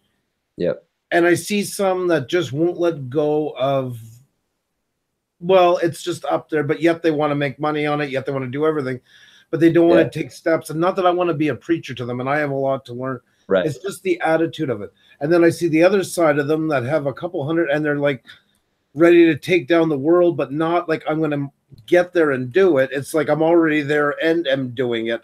And that's just as dangerous in that part, you know? Yeah, it's definitely a fine line to walk of declaring yourself enough so that you have the confidence to keep moving in the direction you want, and not not over declaring in such a way that like you're fake. Yes, because that rings true loud and clear. And it also, to me, declaring yourself is declaring that I'm going to take steps 1, 2, 3, 4, 5, 6 to be what I know I can be. Yeah. Like I'm a YouTuber, and the part of the YouTuber is going through these steps, getting there. I'll still be a YouTuber the whole way through it. And I'm just using YouTube as like anything else. It's being a teacher, you know. I read a book about teaching last night, so I'm ready to get in front of the class. Not quite, but you're on the right path. Start thinking like a teacher and learn as a teacher. The other kind of funny part was ironic, which is kind of appropriate for this moment here, is when I was having that conversation with the guy to be the TED speaker, is looking back on, I'm pretty sure I told him I was a speaker. And who's to say I'm not a speaker if I speak in front of 28 students every day? So I had never had any kind of like, and here's Zach Watson. That had never shown up in my life before, but I told the guy I was a speaker. So that was definitely walking the line of like pretentious versus getting your foot in the door, like / like just believing in yourself that you can do it. So I think there's moments you got to, sorry, because that's a very crucial point. That's exactly it. There's moments where you need to do that, but it's what we're talking about is when you constantly do it. then you become blind from running. But you do have to take those moments where you got to stand on the ledge and say, if I'm going to get ahead, I got to take this chance. That's sorry, that was just such a good example of that. I mean, I love what you did. Definitely, you had to do it in order to get there. Same as like when you hired yourself to being GM and things like that. You know, I graduated from multimedia integration in 2001. Literally 13 days after I graduate, September 11th hit, and all money is gone. I was handing out resumes that morning. You'll never believe this. I said, I'm going to pound the pavement like they used to. And I had a son that was only a year and a half old. I went back to school because I had an allergy to spruce. I used to work in forestry, couldn't work anymore because I became so sick. Yeah. I go do this, uproot my whole family. I'm walking out that morning in the aeronautical sector of Montreal, handing out resumes, walking. Wow. So I have no radio and no clue that the world has just changed. Wow. And I'm going to Air Canada. I'm going to Bombardier. I'm going to all these companies. Nobody wants to talk to me. There's security guards everywhere, and National Guard is being mentioned. And people are saying stuff like, oh, another one got hit. I had no clue for 4 hours in the blinding sun in a suit till I finally went to a bowling alley, the only dump that was there that served anything, to get a bottle of water. And I looked up on the screen. I'm like, my future's done. Like, I'm screwed. I gave up a year and a half of my life, and I have no prospects. And that's what happened. So I finally was complaining and bitching to the school about hiring. They were supposed to help us. And she got me in an interview with the biggest music company. Yeah. And I got there, and literally I was hiring myself. And the guy's like, well, this is the plan. I'm like, oh, good. So this is where I'm going to be sitting. Well, yes, we're looking at it then. Oh, and this is where we're going to park. Oh, is this where I'll park, or am I going to be on the other side? Like, I needed this job. There was just no way around it. And now, did that help you out get there? I got hired. Yeah, that's awesome. And I ended up working for Marshall Canada, Marshall Amplifiers, doing all the promotions, Digitech, Pearl Drums. I worked with endorsees that were on my wall for years. I got to travel all over North America and open tons of doors. That was that moment on the ledge. Yeah, sometimes you need to sell yourself higher in order to get there. But when it's a title in front of you without the action behind it, I guess that's when it makes sense. And like I said, not all day of your life every day, because then you're too narrow. You close yourself off to everything. It's those moments that you have to reach and give everything you got.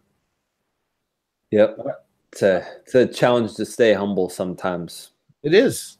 Or it's a challenge sometimes to promote yourself. It's both. They're each as deep a cut of a dagger as the other. Like, And then we go into the other side of it. Like you were talking again in your video about that 3 actions or things that kill your dreams: doubt, perfection, and no action. And so the other side of what we have just talked about is people being afraid of the failure and not even trying to do anything. Mm-hmm.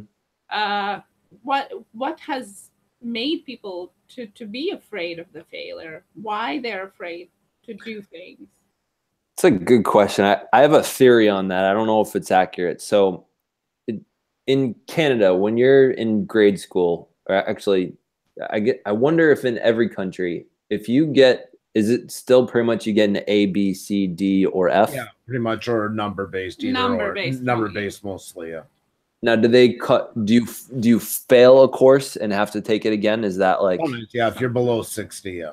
I think that the word failure has been rebranded due to the education system. Now, I don't know what it was like before the education system, but because the word failure is associated with a grade, and we obviously don't want to fail a course. We don't want to not meet the minimum requirements of a course to pass the course. Yes. Like, I think we should consider coming up with a new word for failing a course, because when we start collapsing the definition of failing a course in education versus like, failing via faceplant or via like no one showed up or failing, I don't know, there's a million other ways of failing, but when we start thinking that those two are the same thing, failing starts to occur like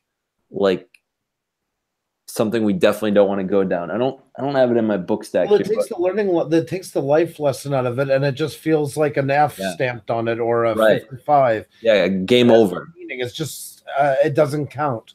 Yeah, I think a really good book. So another interesting part of my story, which I didn't really mention, was 2013. As I was getting to know Alyssa, I was also introduced to Vima. You guys ever heard of Vima? Probably not. No. It's a multi-level marketing company that they sell pretty much healthy energy drinks. Okay. And I was introduced to the whole personal development book genre. I hadn't read a whole book from like age 14 to age 23. So like I went through my whole high school and college education without reading a whole book. And I got turned back on to books because of I'm sorry, I'm laughing because I'm 44 and pretty much in the same boat, thanks to ADHD. Well, now I'm diagnosed with ADHD as well. Do you listen to audiobooks? I'm trying to get back into them. That's something that's kind of my new goal for this year, is to kind of get into audiobooks some. Well, my invitation would be register with Audible. First book is free, and it's $13.95 a month. If you get my book first, I get a $50 commission. But the awesome part of that was in 2014, I started an Audible subscription, and every month they give you a credit, and the credit, you pick out whatever book you want, but by giving you a credit to work with, it's like, ooh, what do I get to spend it on this month? Yeah. What do I want to learn about this month? So if you're trying to get into audiobooks, that would be the best way I can say it, because at some point you start going through them and you're like, all right, come on, when's the 10th of the month coming so I can get my next credit? Right. Good to know. Where was I going with this? Oh, so one of the books that I read at the beginning, so multi-level marketing, it's all sales. Like you gotta do the whole thing yourself. Yeah, you got people to help you out, but it's really sales. And the book that my upline, the guy that introduced me to it, gave me was Go for No. And it's a 72-page book. It's really short. I read it for like 2 hours. But the idea is, a lot of people have this experience, like you're going down a path of life, and say the thing is they want to start a YouTube channel, right? Or they want to start making videos. It's like failure's over here. And if they mess up, they're going to end up with failure, just like in grades. If you don't study and you mess up on a test, fail, done, game over. And then there's this other direction, like I make a good video, or I study for the test right, and I pass the class and I do well on it. And what the book said is that this is how we think about failure, as option A, option B. Yeah. What the book said is, instead of looking at it as two options, we should go like this. And we should say, this is failure, this is option. You got to get through failure to get to success, for whatever it is. And so I think that failure has just been stigmatized as this thing that if you go towards it, there's no success on the other side, and they don't recognize it as a stepping stone towards it. Well, the Dragon's Den, you guys in the States know it, the Shark Tank. You have some very prominent men on there, and women. Yeah. And I mean, some of their biggest badges of honor is their failures. Yeah. And they talk about them very candidly about them, without a bunch of like hard emotions, because they realize just how they were building the whole time. And these are very successful people, and they never put them down as failure. That's what I remember taking from that. Miss Kathy was saying, we learn from failure, not from success. Yep, and that's exactly right. If we succeed, we're never going to know what we need to improve. 100%. That's right. So this is the Tribe of Mentors book, and I thought one of the great parts about this is Tim Ferriss interviews, I don't know, a couple hundred. He was having like another midlife crisis. And so he sent these 11 questions out to a ton of the world-class performers. And this is one of my favorite questions that he asks is, so the first one is, what is the book you've given the most as a gift, and why? Or what are one of the 3 books that have greatly influenced your life? What purchase of $100 or less has most positively impacted your life in the last 6 months? Third one is, how has a failure or apparent failure set you up for later success? Do you have a favorite failure? And I think that's great. If you can relate to failures, like you can have a favorite. I love that. That is so cool. Favorite failure. I love it. One of my favorite. So one of the things that I do a little bit differently than I don't know of any other teachers that I've ever heard of doing this. So I have a thank wall in the back of my room. So I read this book called Thank and Grow Rich, like a playoff on Think and Grow Rich. And this lady just what's the word? She exercises extreme thankfulness. And so she would write like a couple pages worth of what she's thankful for every day. She had a bunch of different like exercise she did. But I said after reading that book that I wanted to have a bulletin board in my classroom that when students were being negative and being, just being the teenagers that they are, my redirection for them would be, I would hand them a sticky note and say, all right, got to put what you're thankful for, go put it on the backboard. And it's turned into a daily thing. So we have lunch block, which is a little bit longer. And so I give them a stretch break halfway through and they add to the thank wall. Actually, I recently wrote a sort of a hip hop music video talking about the thank wall. It's called Thank Hop. It was not that long ago, like a week and a half. It's on the top part of your list. Oh yeah. Yeah. It's, I think I made it in April vacation. So it's almost maybe a month now, but yeah, it's up to 500 views, which is a top 4 or 5 videos on my channel. Well, yeah, it's cool. That's going to get picked up by a couple of teachers, that one. And you're going to see that one's going to like explode. I hope so. I think my rhyming was a bit off with the beat on that one, but the message was good and it was fun. And it was a good video. Thank you. I forget where I was going with this one, but thank wall, classroom. About being afraid to fail and therefore not going into action, like giving up before even failing. Yeah, I don't remember what I was trying to connect there, but don't sweat it. Yeah, don't sweat it. All right. Yeah. No. Honestly, I'm gonna be your mentor for a second. You're doing amazing. I've learned that I get the ahs, I catch myself, and now she nudges me or I nudge her, so now I'm going to nudge you. We're all in this together. Lots of amazing things that you talk about, and I'm sure not all of them and most of them are not included in the regular, school curriculum. Yes, I agree. What do you think is there that should be included in the education system that should be taught in classes? Well, I don't know if this is, I think this could be, for lack of a better word, fake news, but I've heard before that public school education systems were set up so that people could become factory workers. Now, I feel like that could have gotten muddled in there, but I do feel like in general, public school education, I think it started out as a private thing, and then they realized that they could have enough resources for a lot more people. And I think they wanted to give them the skills that like kind of the rich kids were getting at the time and were now available. So like reading was a huge deal, like back when there were no public schools, and then math became a big thing.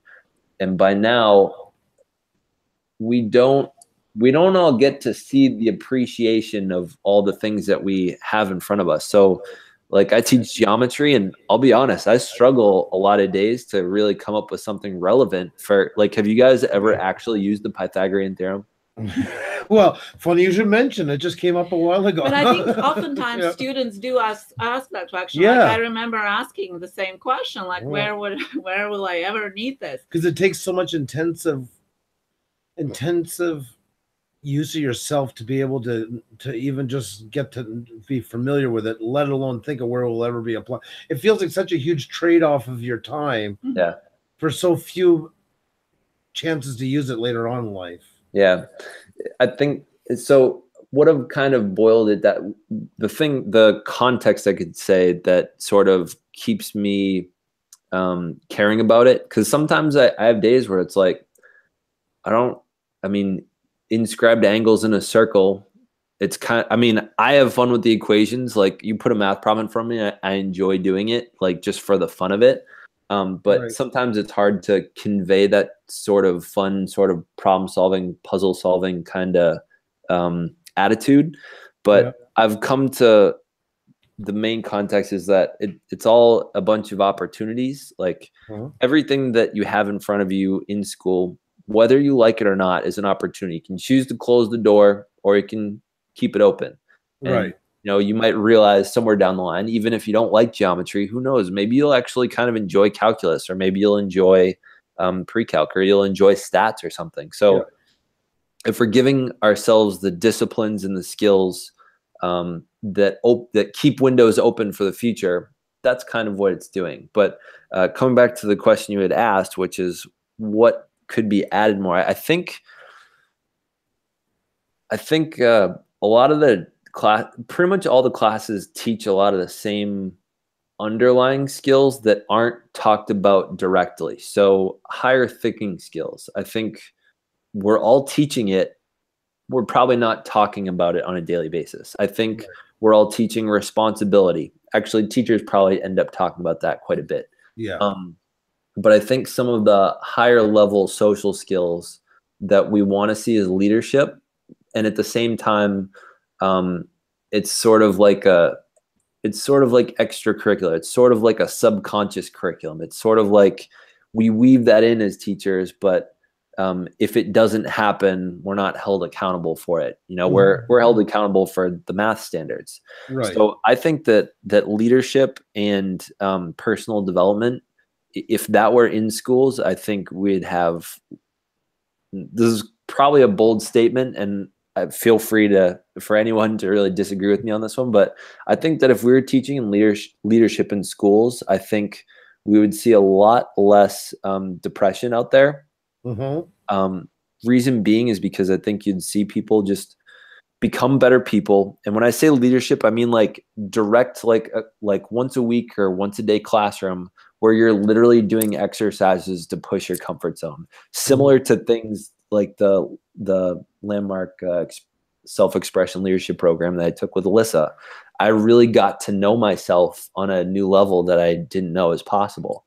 And I think the reason I think it's probably not taught in schools is because I don't know that they could, like, you can hold people to learning the Pythagorean theorem. It's really hard to hold them to the standard of getting to know themselves. And I think that I also think that probably when churches and religion were a bit more prominent, probably, 10, 15 and then more years ago, I think that those kind of community establishments probably did a good job of teaching those things.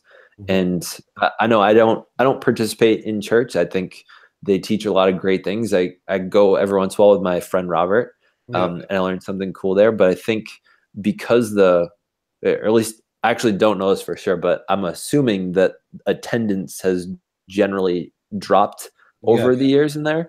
I would say that that's probably where those things were taught the most. And now that the attendance is lower, public schools might want to consider sort of looking at, maybe we might want to consider filling the gap. And especially because I look at my community and like the students in my school, like I don't know what the statistic is, but the way it feels is like 90% of the students are involved in one or more activities around school. It just feels like there's a million things going around us, and all of them are developing those kind of higher level social skills, leadership skills.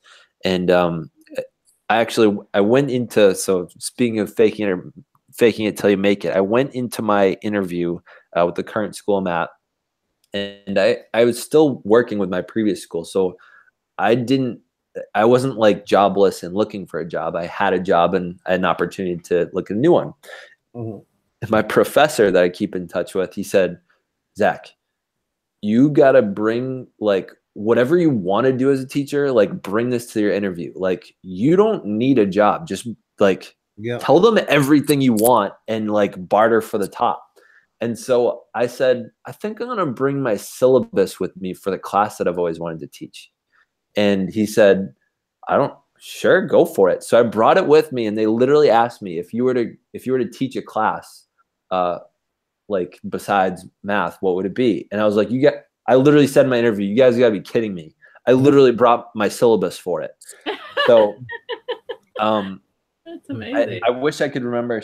I don't remember all of them off the top of my head, but some of the skills and ideas that I would want to teach. So I would want to, it's sort of like a mix between STEAM, so science, technology, engineering, arts, math, leadership, and like community. I think if I were to give it a name, it would be like a community leadership program, similar to the thing that I took when I was meeting Alyssa. It would teach Pareto's principle. So that's the 80-20 rule, where Pareto had originally saw that when he was growing pea pods, 20% of his pea pods would create 80% of the actual peas. And you know, if you look at Twitter or even YouTube, it's 1% of the users create 99% of the content, and it's all over the place. So I would teach that, because I think a lot of people, if they had a better understanding of that principle, they would work smarter, not harder, and that stresses people out. So there's one. Two, I would want to teach them extreme stepping outside your comfort zone exercises and techniques. So one of the things that Tim Ferriss did, so in the 4-hour work week, he was saying one of the challenges you'll have is like asking your boss to take a vacation, or you'll have to do these things you're probably not used to. So he did these comfort challenges. And one of them, he said, was go into a random public place and just lay on the ground for a little bit. When people walk by, like don't play it up like you're not sick. You're just chilling on the ground, laying down. So right before my interview, I literally went to a Dunkin' Donuts down the street and laid on the ground until someone asked me, like, "Are you okay?" I was like, "Yeah, I'm good." And that was one of the things I did to similar to what Tim had talked about, like trying to find a place with a lot of distractions to practice the TED Talk. Okay. I tried getting myself out of my comfort zone before I went into the interview, because I wanted to put myself in a more stressful situation than the actual interview itself. So I would have students would literally, I mean, I don't know how I'd grade it. I guess it would be a pass or fail, or I don't know how I would do it.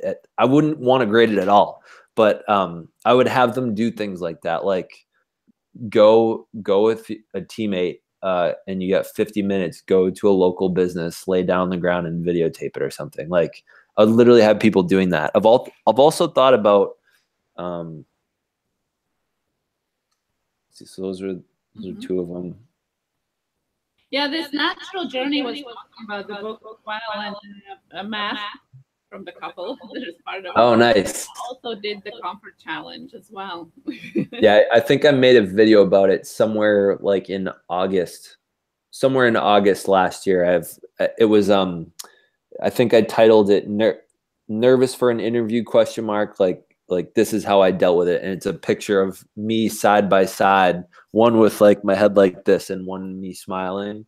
If you want to see the footage of me actually laying down in a Dunkin' Donuts, that's in one of my videos back last August. I can go back and look for that. I love that. Definitely. I like the concept behind it, and it takes guts to do it, and that's a really neat one. I was really hooked on you when you were talking with that. I'm trying to remember what his other ones were. Oh, go ahead. We have a question. We have a couple questions actually. So Natural Journey was asking, what do you think about homeschooling? I've actually thought about homeschooling before. I think the major thing that I think students would probably miss out on is the social aspect of meeting with their peers.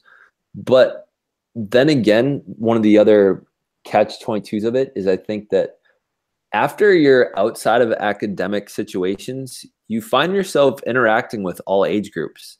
So I feel like your first like 22 years, if you go into college, or if you don't, first 18 years, you're working with mostly parents, administrators, and people your age. And then you step outside of academics and you're with all ages.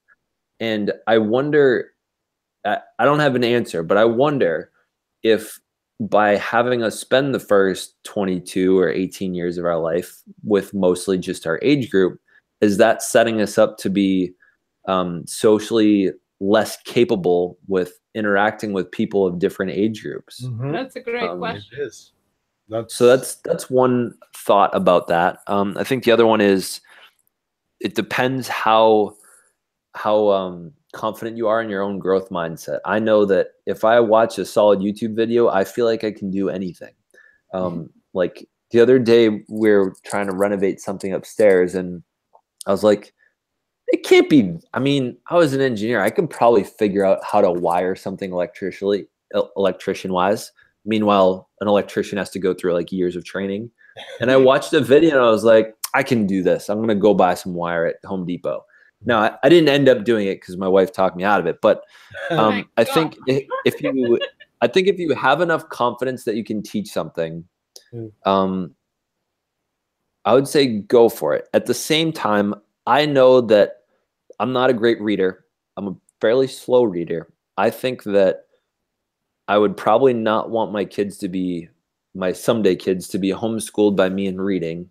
I don't know if Alyssa would be interested in homeschooling them. So I think I'd be interested in a tutor, but I think sometimes school can hold us back in terms of meeting our potential. Because I think to myself, if I had been homeschooled math, I bet I probably could have gotten to where I am mathematically a couple years earlier.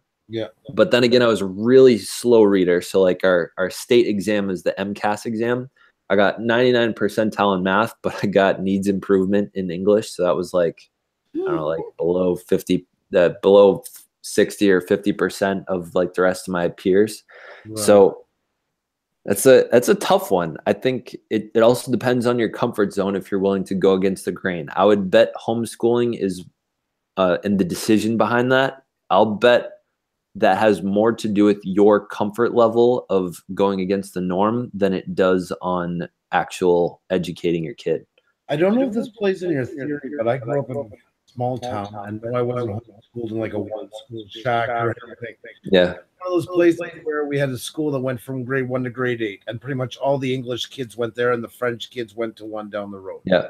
And then we had one high school that covered a 60-kilometer range because 30 kilometers on one side. Oh, wow. The other.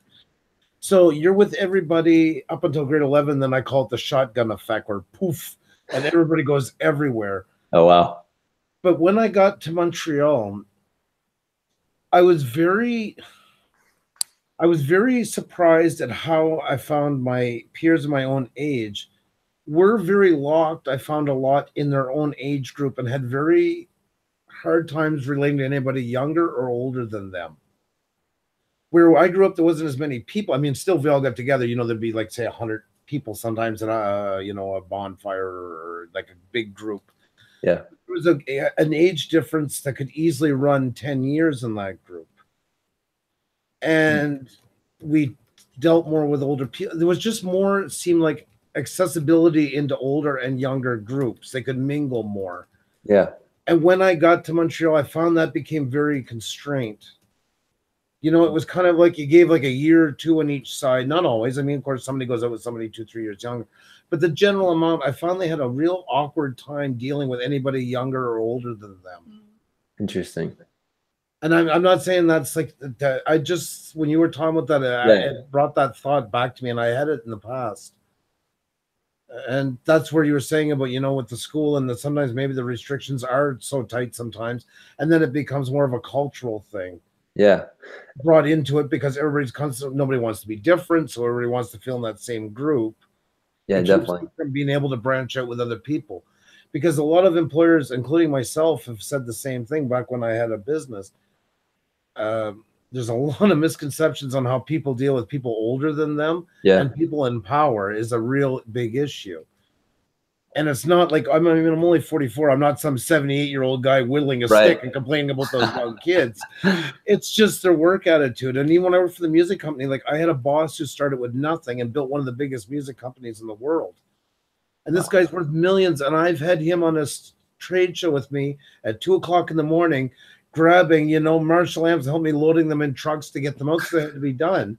But warehouse guys getting like, well, I don't want to do that. You didn't say I had to do this, and I'm not your slave, and why am I not a manager? Right. And there are some go-getters today, don't get me wrong, but they have a lot of trouble sometimes working to those steps to get to that. Yeah, I think one of the other challenges of public school education is, you know, I mean, coming back to, I think teachers get paid okay. And at the same time, I think to be able to teach 25-ish students, manage their behavior and teach a subject, one is challenging, and I have all the respect in the world for teachers that are able to hold their attention, especially for a subject that they might not be natively interested in. Right. But I think one of the things that happens along the way is an effective teacher has to create enough structure that all of the students can work within it, so that you don't have students stepping out of line, disrespecting you in front of everybody, and then you losing track of things. So when you have to create that structure, I think that students, I think, are often set up to get used to that structure. And when they get to outside of academic world and there isn't that structure, it can be challenging.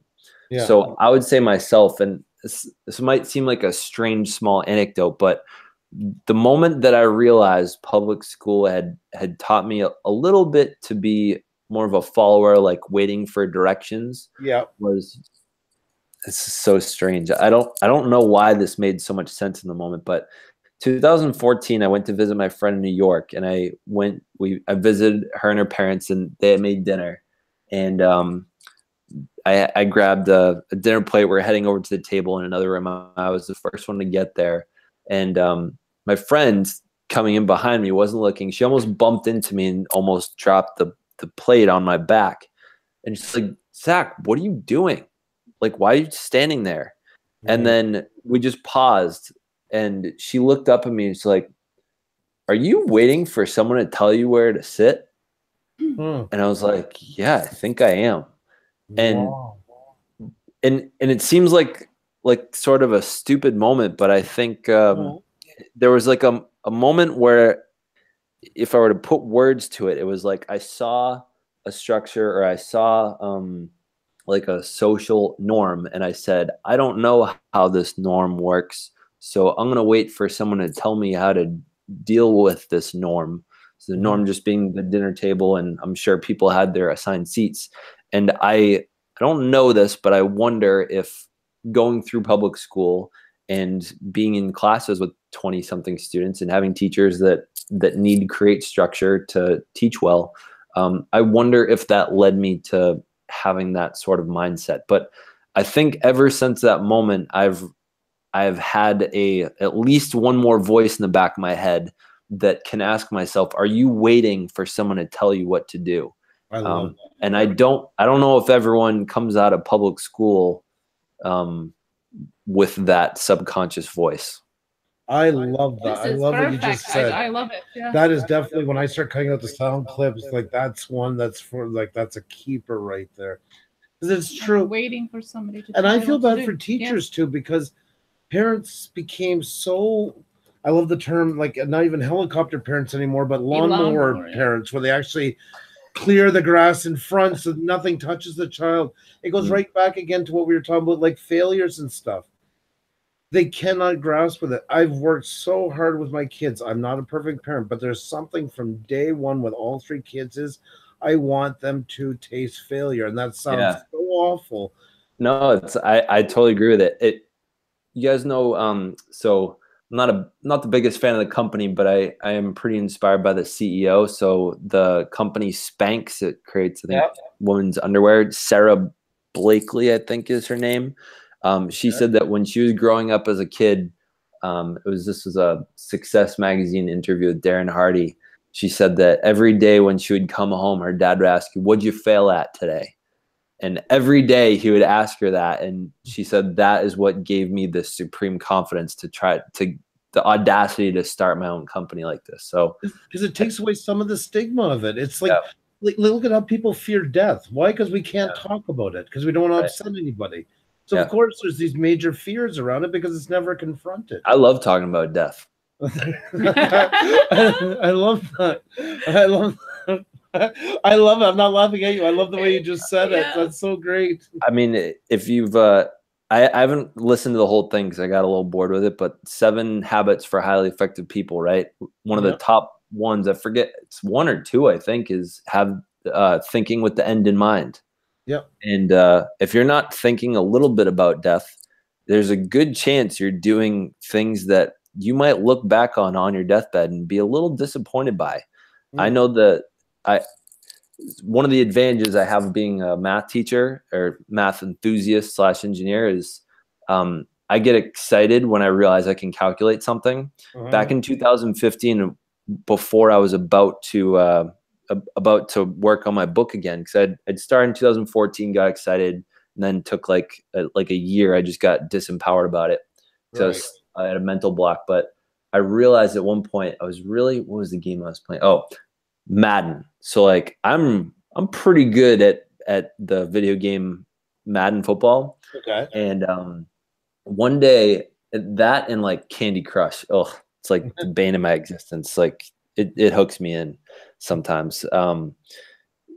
We all need I realized one day that I think I decided to calculate about how much time I'd spent over a span of like 2 months. I think I realized I'd spent over 24 hours times 7 days worth, 168 hours. I think I'd spent on something. And I was like, I don't remember what I was listening to or reading about at the time, but I just compared that with like, would I be, if I were going to die next month and I was sitting on a bed, would I regret those 168 hours being used that way? And I try to ask myself that question all the time. Yeah. And I've actually since then kind of been able to not dive into those things, because all the time I'm now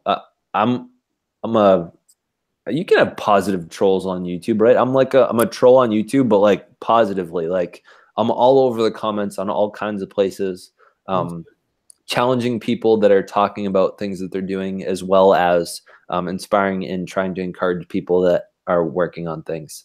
Right. And I get like 100% more satisfaction than I did out of playing a video game against the computer and having some fake stats to show for it. But I think about death quite a bit. One, because I think that it's a really great way to center whether what I'm doing is worthwhile or not. Because I mean, the end of it all is when you probably want to be your most satisfied and your least regretful. Of course. And I think I've sort of taken on this philosophy somewhat from Gary Vaynerchuk, because he talks about, he wants thousands of people at his funeral because he wants people to like take a sick day from work to go to his funeral, because he's given them that much value in their lives. Yeah. And I would say that idea has really grown on me, is that I think if a couple thousand people came to my funeral because I'd impacted them that much, I think I've fulfilled my life's purpose. I forget where I heard this, but it said that like 50% of people will go to a funeral based on the weather. Yeah. So something like that. Like, it's raining. No, let's not go today. I don't want to be one of the funerals that people are actually debating whether to go to because of the weather or not. So I think by having this channel and really trying to speak my truth and trying to be vulnerable enough to have other people have the confidence to step outside their comfort zones to do the same, because it's something they want to do, and or just try to be a positive role model for my students, peers, and colleagues, then I think I've left the planet a better place. If I were to sum up my sort of life's purpose, it's to leave the planet a better place than I found it, and to live behind. I guess it sort of ties in with having a legacy enough that my grandkids or my great grandkids that never met me will have an opportunity to meet me through what I've left behind. That's very That's that's very great yeah, I love looking at that. It's it's the nice thing about it is it's all obtainable. Yeah. And it really is, you know, and that's the thing. Like people think, I believe in thinking big, but not too big that you end up losing yourself in the mix and constantly being failed. You know, that's another thing too, is that with my kids, one thing that's been from day one, I want them to learn balance in their life. And balance includes taking gigantic leaps, but also taking safe turns at the same time. Setting goals that are just a little bit out of reach, but obtainable within the week or the month of the year. Always wanting to strive a little higher, but not enough that it crushes you and you never want to dream again. Yeah. There's so little put into balance today. And that's what, in the heart of everything, I feel is the real big issue with children. I'm horrible at balance. It is, and it is a hard thing, and it sounds hard. You know, like I said, I grew up in a rural area, but I've spent most of my life in a city. And Xenia, I always tell her as a joke, I said, I always want, my dream for my kids is that they can walk into a barn and say, oh, and not say like, oh, I smell cow poopy, or not walk into a board meeting with a pair of overalls and, you know, get up and dance on the table. It's all about common sense, and it's common sense is so underrated today. Because those are the gifts that get you everywhere in life. That's what you learn how to deal with people and extract the maximum out of people that you need to get ahead in any scenario. Yeah. Is by reading them. And we don't read people today. We just take them at face value. He looks like an idiot. I'm not going to. How many people have millions of dollars have walked in to buy a car and they've been refused because they weren't wearing the proper clothes that day, you know, and the Mercedes dealer snubbed their nose at them and the guy just lost the sale. Judging a book by its covers becomes so easy, and I blame that kind of on the internet a little bit. Yeah. The new technological era is we've learned how to read people and get, like I say, the maximum out of people that we meet in life. Because there's always stepping stones where we never thought there was. And you know, that's all part of stuff that kids, I believe, are really missing. And I'm trying to, because if I don't do it at home, how's a teacher with 25 supposed to do these things? Yeah. You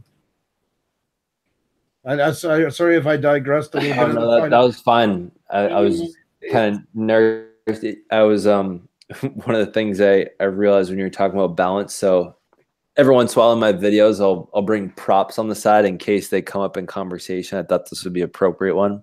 So one of the things that my coworkers make fun of me for is I think part of my lack of balance is this occurs to me like balance. Maybe it has nothing to do with balance, but like I feel like a balanced day is you come home, you do a couple of different things. You don't necessarily dive all into one. And one of them is like cooking. Like some days I'm just like all about cooking because it's like something my wife will eat. And I really enjoy cooking for her. Yeah. But I just don't care about cooking for myself. I just want to get some calories in me. And if it tastes good, okay. And so I come into lunch a lot of times with like just a bag of frozen vegetables because I just don't care about cooking. So I just grab it out of the freezer and bring it with me. So like this right here is a Pyrex bowl of meat. It's meat and broccoli. So I don't care about balancing my meals, having rice and having veggies and whatever. Like this is literally just a pound of grass-fed beef, and it was a bag of broccoli. I haven't finished the whole thing, but normally I just finish that in a setting. But I think with the other book here, so one of my other recent favorite books has been The 12-Week Year. So one of the things I've gotten from this is that I get, instead of setting yearly goals, instead of setting yearly goals, I only set like 90-day goals. And what that allows me to do is pretty much hyper focus on what I'm doing every day.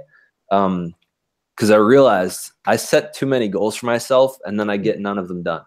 So that's why I've actually, let's see, in this quarter, I'm trying to remember what I started April 1st at, but I think I was around like 450 subscribers. I'm now probably pretty close to 700 by now.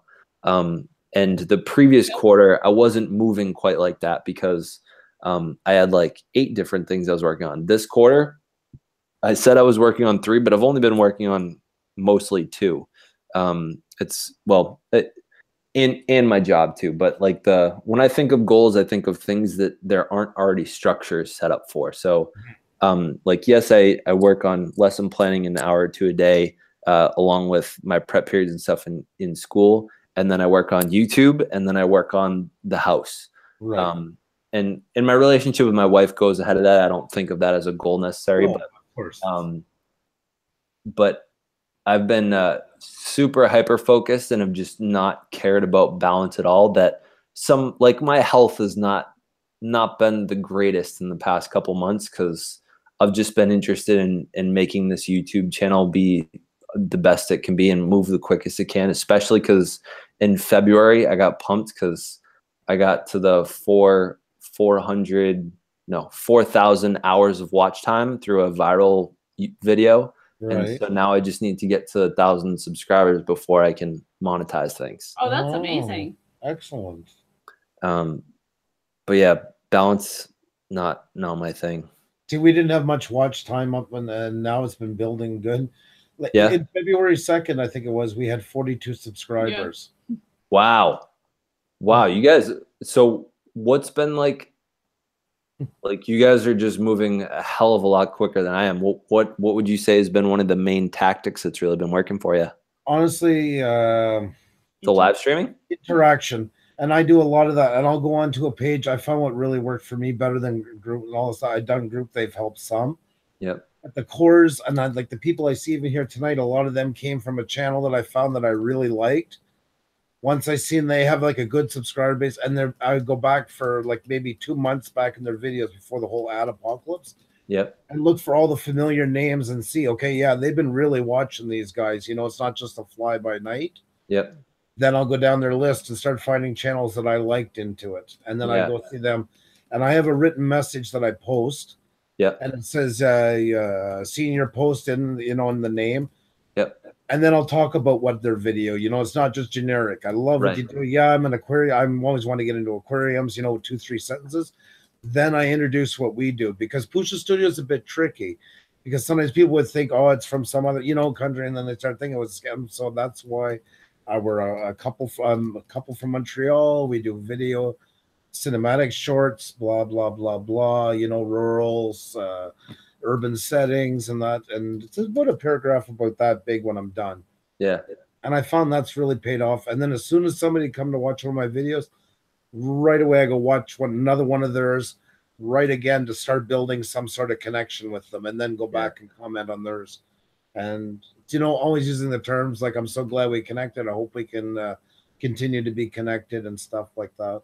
Absolutely. Yeah. I think I've done a similar thing.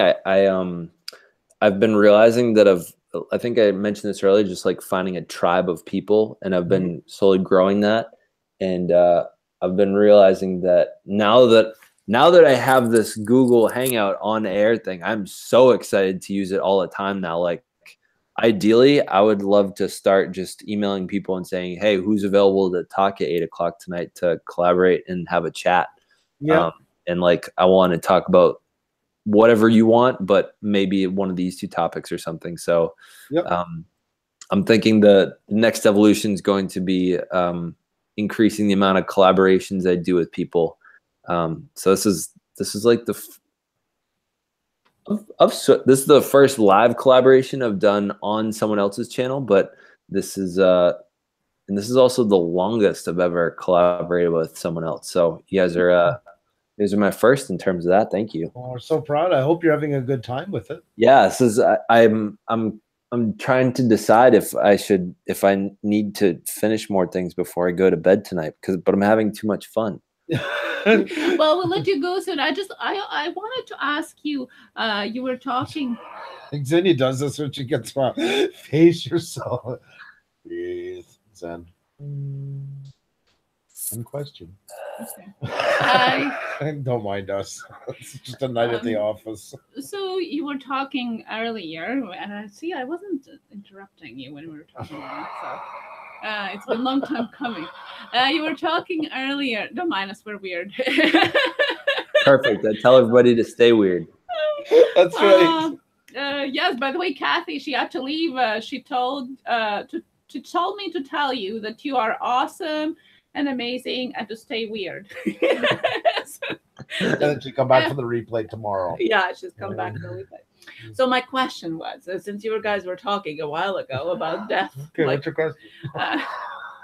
About death and you know, regrets or not regrets at the end of our life, what would be your bucket list, like top 5 or top 3 things that you definitely want to do in your lifetime? Well, I don't know if I have a good like priority, but I will say one thing about this book is that in it, I decided to, I think it's important for people to have that end in mind and to have bucket lists, because I think sometimes if we don't have something that we really feel like is keeping us alive and like on the edge of our seat, like if we're just totally steeped in daily routines, then I don't know, we lack some excitement. So I decided to put, I think I have 4 different versions of my bucket list in here, because some of them at different parts of my life, some motivated me more to accomplish them than others. But I really like my 26th birthday bucket list, but they're bulleted. They're not in priority at all. I don't know if you can see that at all, but I'll read off a couple of them to you. In terms of priority, I would say have at least 1 child of my own with my wife, Alyssa.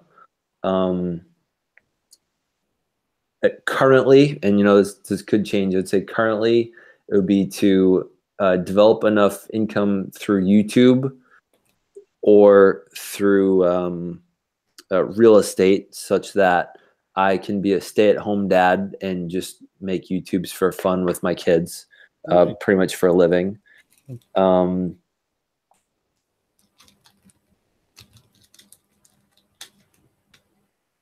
Those are the 2 priorities. I would say some more fun ones. One of the ones I've been working on that on my Instagram, I thought this is the first time recently that I did a Instagram post where it's like 9 pictures in one. So it's just one big picture, but it's 9 separate ones and they're all videos. I tried to land a backflip. So I challenged one of my students to, I said I forget how one of my extra credit assignments was to do fear setting, which was from Tim Ferriss's TED Talk. And she was saying that one of her fears was that she wouldn't hit one of her goals of landing a double axel, which is an ice skating move. Yep. And I said, I'll tell you what, I've been really afraid that I might end my life before doing not end my life, but like come to the end of my life without doing a backflip. And I said, I'll tell you what, let's make a bet. I don't know what we're going to bet on yet, but just for pride for now, I bet by the end of April vacation, I will have landed a backflip before you get your axle done. And keep in mind, at that point in time, I had yet to even try. So that motivated me enough over April vacation as a teacher to call up a couple friends, ask who knew a trainer that could train me. And in that week, I was able to get in 3 sessions. The trainer told me like some gymnasts, like the 12-year-olds I was surrounded by on the last day might take like 3 years to do a back tuck. She said it took me 3 days, and it was 3 hours within those 3 days. And I was able to do it on a gymnastics, like a gym, like / cheerleading mat, which it's kind of bouncy. So the next part is to do it on solid ground. I would really love to be bowling or golfing, nail a putt or hit a strike, and then celebrate with a backflip. I love it. That's one of the ones I've been really thinking about. Let's see, what are a couple other ones? One of the ones that one of my students thought was like, so I leave this in class. So every once in a while when they're a bit off topic, they'll read it. And one of my students said he was reading through my bucket list, and he was like, yeah, you had some pretty audacious things in there. And one of them is, I would love to earn enough money. I mean, it doesn't really matter the amount, but just numbers, invest $10 million a year in renewable energy. So I'd love to get to a place where I have enough money that I can be putting that into companies in the world that are trying to make it a cleaner, more sustainable place. And I think one of the other fun ones, I would really love to be a guest on the Ellen show. I would love to do something interesting enough to grab her attention, that she would want to have me on as a guest. Sorry, as a side note, I got to mention this quickly. Do you ever watch E29 H3? Say that again? Have you ever seen H3H3? It's a YouTube channel, Ethan and Gila Klein. I don't think so. They're a huge one, and they covered this guy whose dream was to be on the Ellen show. He was from from the Czech Republic or Poland. Poland, yeah. This guy spent 3 years and rebuilt the set of Ellen and hired this god-awful Ellen lookalike and reenacted like as if it was him getting the call to be on the show to try and impress Ellen so he could get on her real show. And it's like Silence of the Lambs. Like it's got that kind of eeriness to it. Oh my goodness. I'll send you the link for it. You have to see this set. He rebuilt everything. They had a producer there. They did it as if he was getting the call in, and Ellen. Did the lookalike like dance up and down like the rows and stuff? Oh yeah, there's nobody in the audience. He ran out of money. He couldn't get a crowd, but everything else is identical. The big sign, the set, the chairs. That is so funny. It's funny and terrifying all in one. Sorry, when you said that. That's great, because I think sometimes I think we forget that our goals, a lot of times our goals and our dreams, like they have this certain image to them. And then when we actually get there, sometimes they can look a lot different. And I'm trying to think, there was one I did recently that it's like the backflip. Like, honestly, after I landed my first one, I wasn't quite as excited as I thought I would have been about it. Mm-hmm. And I'm trying to remember what the other ones were, but there are a couple others where I was like, you get to that point and then you don't realize you realize that there's actually a workaround. So like for a lot of people I get, this will be sort of some of my closing remarks. So one of the things I would love to do for some people, and this will be my, my call to action, is I love helping people get things done on their bucket list. I love getting people to step outside their comfort zone. So if there's anyone out there that's interested in writing their own book, I think a lot of people have writing their own book on a bucket list, and they think it costs a ton of money. They think it costs a ton of time, and they think that it has to be published. There are three lesser known things about that. One is it's not as expensive as it once was. This costs me, I think the ISBN number to get it registered, that cost me, I think, $60. And to have this actually printed was $4 and like couple for shipping. So if you go to createspace.com and you submit a PDF file, so my wife made the PDF file for the spine, the front, and the back, and you submit a PDF or a Word doc for the middle part, and you have the measurements correct, so this is like a 5x7, I think, they'll print it for you and send it to you. So I've actually drop shipped my book to other channels to have them reviewed. Really? And I just go to the Create Space and I say order copies, and I just change the shipping address to other places. So if you want to have a book created, that's the first myth, is that it doesn't cost nearly as much as it used to. Second, my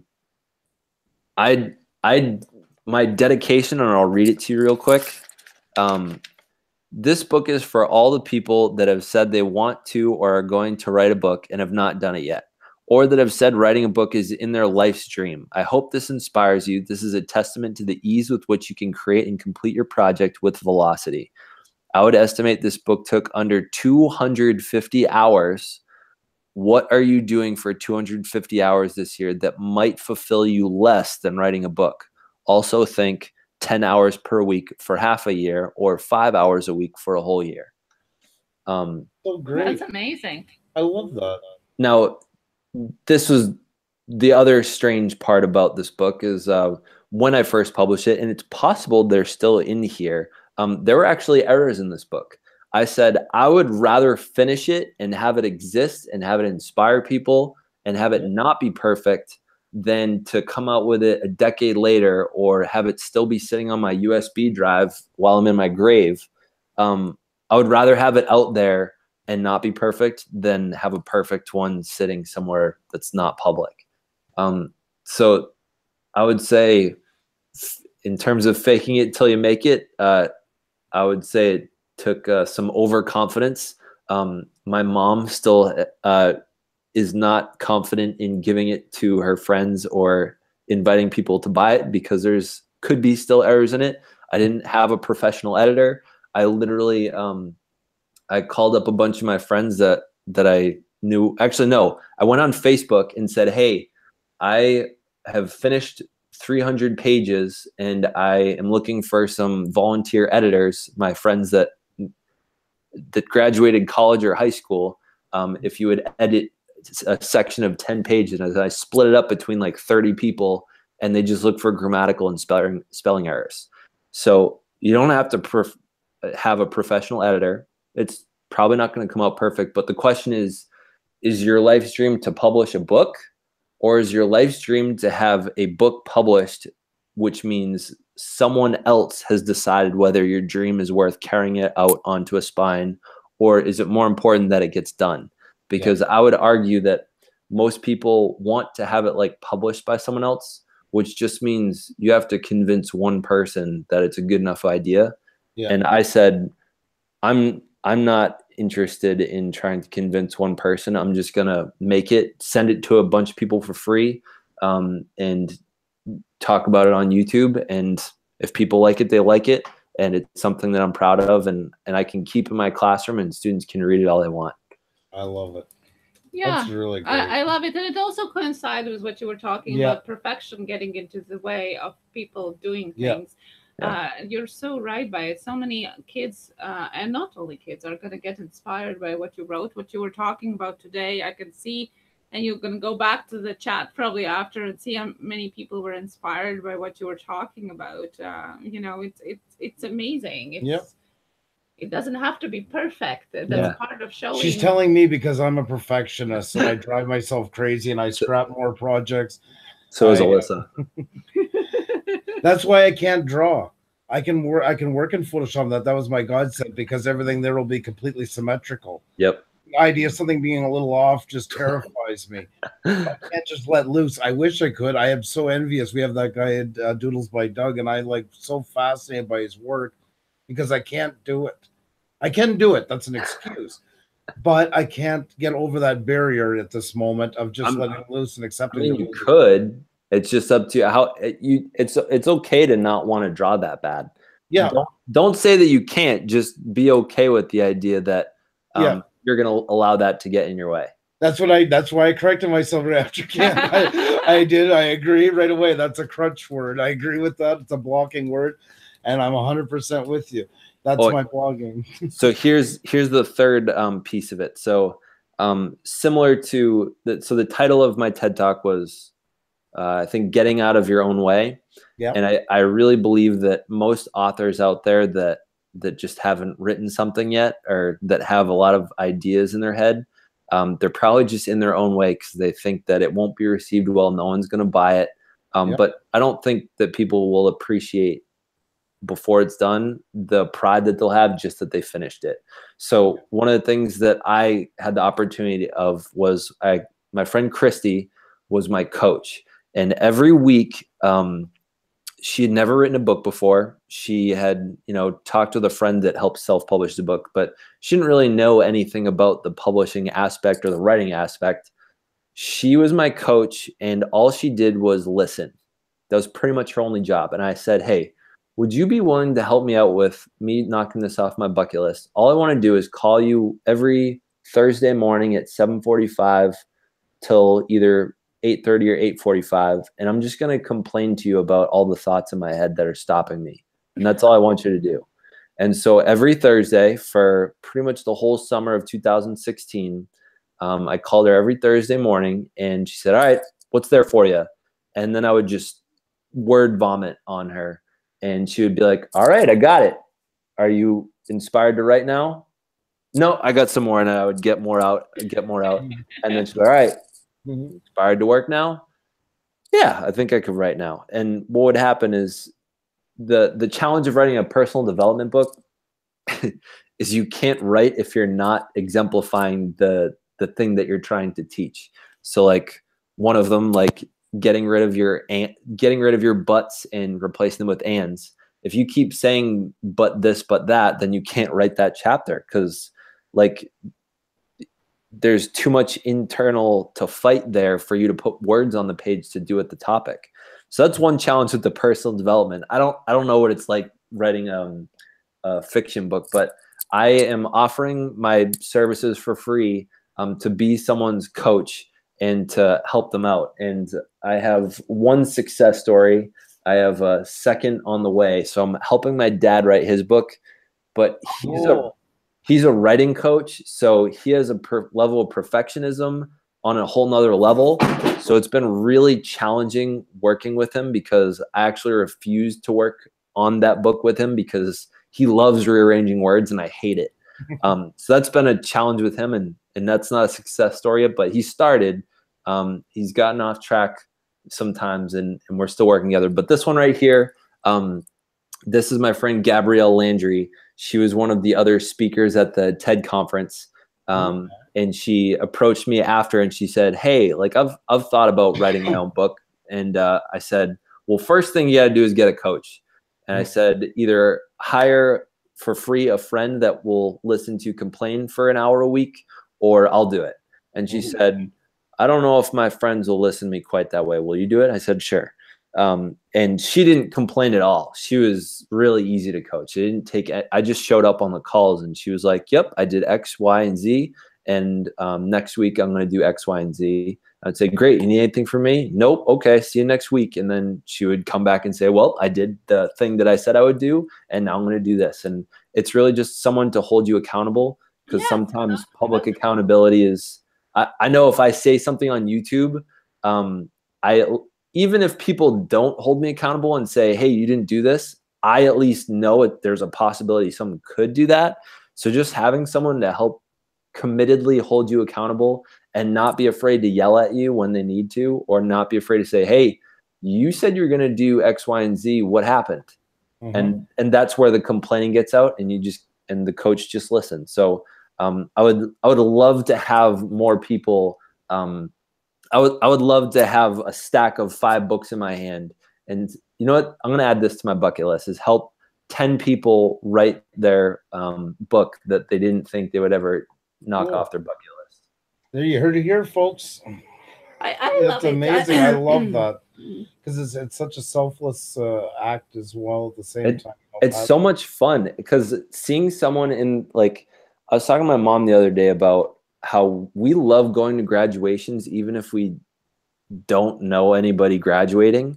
Like she's a academic coach at Dean College in Massachusetts, and she knows like a bunch of the underclassmen, but she'll still go to graduation just because she'll recognize people. And she and I love seeing people like in the height of the possibility of their emotions. And I remember going to a high school graduation after I graduated like 4 years ago, and it was like the freshman class was now graduating. And I still showed up and someone's like, why are you here? I was like, because look at all these people. Like half of them probably been miserable for 4 years. And this is the first time I'll get to see all of them with a smile on their face. Yeah. So I find a real joy in working with people that are like at the height of the possibility of their joy. I think when we're knocking off things that we want to do before we die, we're at a real high level of joy. It's like innocence at work right there at that Absolutely. moment. Yeah. It's true, you know, and there's an energy you can feed off from that. What is in the future of your channel? You've been doing videos every day, which is quite I don't know how to even define it. It must be burning you off at some point, or are you planning to do it still? You know, I think the live streaming's been a new experience. It was a little bit on the burning side. Like it was burning me out a little bit when I was editing every day. But now that I haven't been editing every day, it's been a lot of like off the cuff, shoot from the hip talk about literally what I've been thinking about the past hour or 5 hours ago, it's really freeing. It's almost a source of like, I don't want to say meditation, but it's a great release for my emotions. And I think it's a great opportunity to share my humanness with people, because I mean, as a channel that's promoting the inspiration of others and setting goals and helping other people achieve that, sometimes it feels like you really got to be perfect. But when you can show your humanness, like I think like a week ago, or a little bit longer than that, I cried for the first time in front of the camera. And that was a really powerful moment for me, to allow myself to look and be that vulnerable on camera. So it's almost become the only effort now in doing a daily video is the little bit of stress that I have about, is this a valuable topic or not? But because I read and listen to so much stuff, it's not hard to come up with things that hit home enough to talk about. It's really just finding the time for it. So it's like, if I get home at 5 o'clock, I'll say, I've been really trying to convince my wife to come on and talk about some stuff, and she'll pipe in sometimes, but I would love to have her on more. And especially when we have kids someday, I'd love to have them on a lot if they want to. But yeah, the only challenge is deciding whether I want to do it like before bed, or if I want to get some things out of the way. The double-sided, the good and the bad part is, if it's 4 o'clock and I said, I'm going to live stream right now, I could be on there for 2 hours and, I could just have a blast the whole time. If I do it and the danger of that is sometimes I don't get everything done that I had originally wanted to get done. So if I do it later in the night, there's a better chance I'll be a little bit more responsible with my time, but at the same time, it won't be quite as valuable. So I think I've gotten away from editing a little bit, but now I think I'm conjuring up some bigger ideas. So some videos I'm looking forward to creating, and this is dangerous because I might be held accountable now. So with Ty Speaks, so we live pretty close to Boston. I don't know if anyone else out there is in Boston, but if you guys know creators that are in Massachusetts, send them my way, because I'm looking for people to collab with it, like in person. Do you guys know who Roy Portry starts with a P? Either way, he just does dance moves. Like he dances on the street and. Oh, Roy Portnoy, isn't it? Something like that. It sounds something like that. Yeah, I gotta check in. Because I remember the Portnoy, because it sounds like the drummer from I don't remember. Yeah, but so he had this video where he's just like they're not Michael Jackson moves, but he's having so much fun just dancing up the street, and the camera's just like backtracking, like following him along. And then there's like 1 or 2 people that come in on it. I really want to do that this summer. Is be in the middle of Boston, just like strangers all around, just like dancing my face off, and just like strangers joining me along the way. So hopefully some other YouTubers. So that's one I want to do. Have you guys ever seen the free hugs video? Yes. Yeah. I want to do that with Ty Speaks, and again with possibly other creators in the Boston area. Yeah, I've already done it before. That was one of the bucket list things I did in 2013 is I made a free hug sign, and I got about 200 people to hug me in about span of less than an hour. It was like a 7 o'clock at night in Boston. And there's a lot of drunk people out there. It was pretty fun. A hug is a hug. What were some other ideas? I want to make more music videos. So I think I would love to make. I think the type of music I kind of grew up with was hip hop, and I think I've gotten fairly good at rhyming, to the point where sometimes I use like poetry and like kind of a rap style of writing to try to get my emotions out sometimes. And I would really love to put that to sort of inspirational messages that there's not enough of for my students to see out there, because I think there's a lot of garbage music that portrays crappy lifestyles to look forward to. So I want to want to get more into that space to distract my students away from some of those things and try to. I think the Gucci Gang video I made was literally because the song Gucci Gang is arguably the worst song that I've heard of that's that popular. Yeah. The guy says the phrase Gucci Gang 48 times over, like within the span of 2 minutes. He says some other things that are not respectful to women and are illegal and just it's not Hotel California, that's for sure. The guy's a garbage artist in my opinion, and he has a little bit of talent, but he doesn't use it much. So I made that video because at some point I was like, you guys seriously listen to that song? Like, you actually like it? And they're like, yeah, it's like kind of catchy. I was like, I could write a better song than that. And they're like, no, you can't. I was like, yeah, I can and I will. And then I did. I'm sure they were surprised that you actually, you know, kept your word on that. Yeah, so I want to do more of that. I want to find bad rap songs, remix them into things that have more inspiring messages to them. And/or I think that a niche thing that I could be doing that I haven't been taking advantage of is I think I could make some pretty good rap songs, remixing bad songs, but talking about math. I think I have the ability to do that, and it's like talent almost going to waste because I know enough about math that I could find creative ways to say things, and I'm hoping that I could make them good enough that students can know the melody of a song they already know, and then memorize my lyrics so that they're able to learn the concept just by memorizing some lyrics. I like that. So those are some things I want to do. You have so many things that you want to do, and so much inspiration that you. I think you've inspired a lot of people tonight. Yes, that you share with people around you, which is admirable. But you don't keep all of the knowledge and inspiration, motivation to yourself. You share with others as you go. Yeah. And especially because you're a teacher, I think a lot of kids are going to be gaining a lot of life knowledge from that. I hope so.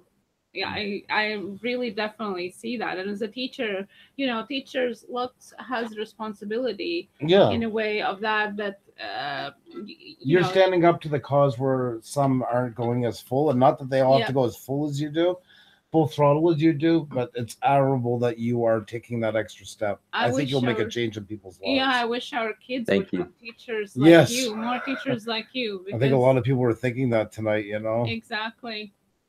We would love to be on your channel. You were talking about that before, so anytime you just give us a shout, and we would love to talk some more. There's so many other themes to discuss with you. Yeah, so this is I would say this time slot 8-ish to 11-ish, maybe even a little bit earlier, especially if we're gonna go this long. I would say give me like 3 days and 3 time slots around this time. Send them to me in that Twitter message, and we'll pick one. Maybe on a Sunday, because we usually do 6 nights a week, and we always kind of stay in the 8 to 10 spot. We did that. We kind of did that so we're never on other people's, because there was other channels that were going. So we kind of did where we call ourselves the entrance into late night TV. We're kind of like the I think YouTube's gonna take over like late night TV. I think that that's the way technology's heading. Like right now, my wife and I, we don't watch regular TV. We have internet and we have an Apple TV.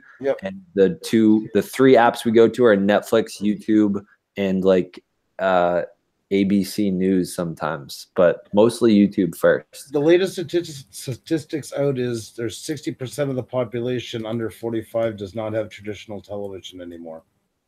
What was that percent? 60% of the 45 and under, right? Was 60? Yeah, do not have traditional television anymore. Wow. Like I thought statistics, that actually surprises me. Yeah. My our daughter's 7, and we go to my parents and they have satellite TV, and my daughter still can't quite wrap her head around the idea of having to wait to watch SpongeBob. Like it's just not in her vocabulary anymore. You know. So funny. And it is a sign of the times right there, you know. Yeah. We have to do this again. I think what we've discussed tonight, really, like, we're going to definitely be on yours, and I think we also need to do a follow-up sometime, because definitely, people were so impressed. There's lots of great feedback again about how inspirational it was, and people discussing in the chat what we were talking about here with you. So lots of great feedback. And a note to leave you with, because what you're talking about, if it gives you any comfort in how you're changing your channel, and that we had never wanted to be in front of a camera ever. Yeah, we were on by a complete fluke as a guest, and we did it to celebrate hitting 1,000 subscribers, and that's where it was going to die. We hated the idea of being in front of a camera. Yeah. Until we did it, people never knew what we were, because Xeni would answer some stuff, I would answer some stuff. Not that we're anti-PC, but we're more kind of traditional. So she's always the, oh, I love that shade of lipstick you're wearing. It's a color 26. And I'd be like, yeah, I think he's going to drop the hammy and put it. So nobody knew if we were man or woman, 1 or 2, 1,000 or 1. Like, we were this like anomaly just floating around the web. So once we came out and it just kind of took off, we never had any intentions of a live stream, like nothing. Zero. I can't stress that enough. Like the opposite of it. But things change, and you adapt as you grow, and it kind of took off. That's why we were scared that we wouldn't have enough to say, and that's when we started, well, let's try a guest and see if that helps. Yeah. So what we want to do is, instead of being, you know, trying to get everybody to join each other, and that there's other channels to that better. And we didn't want to be associated with groups, because if you're with one group, the other group won't come in that. So we have this, I call it like a bar where you have to leave your gang colors at the door. So I'm very adamant nobody can talk about, you know, who they belong to or who they hate. You know, it's a two-way street, and nobody gets any favoritism. So everybody can come in here and kind of, we call ourselves the 2.0 version. This is where you get to know more about the person behind the lens, because that way I believe you'll be better followers for years. Yeah, absolutely. You know, there's more of a dedication. Once they've heard your story, they're never going to reply to your videos the same way again, see you the same way again, and they're more likely probably to stay with you for the long haul. Yeah. Well, thank you so much for the opportunity to share my story, and for, I mean, you guys are really generous with your listening, because I know I have a in the classroom, it's a bad habit when I talk this much. But I mean, when I get to talk about myself, I mean, I'm kind of in the zone. And I want to apologize to the people in the chat. I have learned one thing about myself. If I watch the chat, I am very tempted to answer questions. I go off on tangents, and then you can't follow what the hell I'm saying. So thank you for managing and answering the chat and bringing the questions out of it, because I would have had a horrible time trying to do both of those at the same time. Well, people enjoyed what you were saying, because they made a lot of people enjoyed what you were saying. You really won a lot of people that never heard it, that never got to see you before, and even people who have seen you before. You really have a very in-depth look at the world, and I think people will gravitate to that. So thank you. Don't be a stranger to buy our live streams if you can. Please, love having you in the stream. Mingle with everybody, get to know everybody. You know, we're a team here. As you notice, I think you noticed already that everybody has a blue wrench, pretty much. Yeah, I did notice that. So that means they're all moderators, right? That's right, because we believe in an even playing field, and we believe that we've built up a great enough audience that they don't need to be monitored. They're already good at monitoring themselves. That's awesome. There's no hierarchy. Yeah. Hashtag, they came up themselves with hashtag blue wrench. Yeah. Because it doesn't matter. Everybody has it. So. And we never have to kick anybody. I mean, once every week we got to like pull a comment or something like that, because everybody's great at doing it themselves. So, yeah. Thank you again, and keep making videos. We're definitely looking forward, and stay in touch. And we'll get in touch with you soon, definitely. And we'll have to set that up. And you'll have to leave them off with the thing that I sign off with every night. You guys know what I say? I want you to say it. Yeah.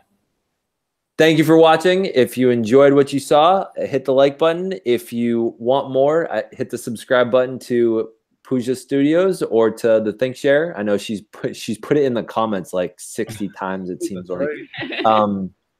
And if you like this and you think it would inspire someone to knock something off their bucket list or get moving and get a kick in the pants on something, share it with them. That's all for tonight. Stay weird, humans. Yay! Love it.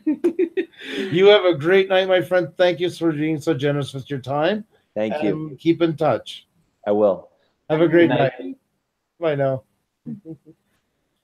The guy's amazing. Oh, it was. Yeah, it's a great guest. Everybody enjoyed it. Lots of people were listening. Yeah. Like T-Throg was saying, I even forgot about the chat, just was enjoying listening. Mhm. And this is the quality that we enjoy so much, where our guests are helping us to Yes. get to, is that you can listen to us if you don't have time to Mhm. get involved in the chat. You can enjoy the live stream just listening to it as well. How many of you were sitting here listening to this and just wishing he was teaching your children? Like, Yes, we do definitely. I don't know. I would give anything to have my children going to his class every day.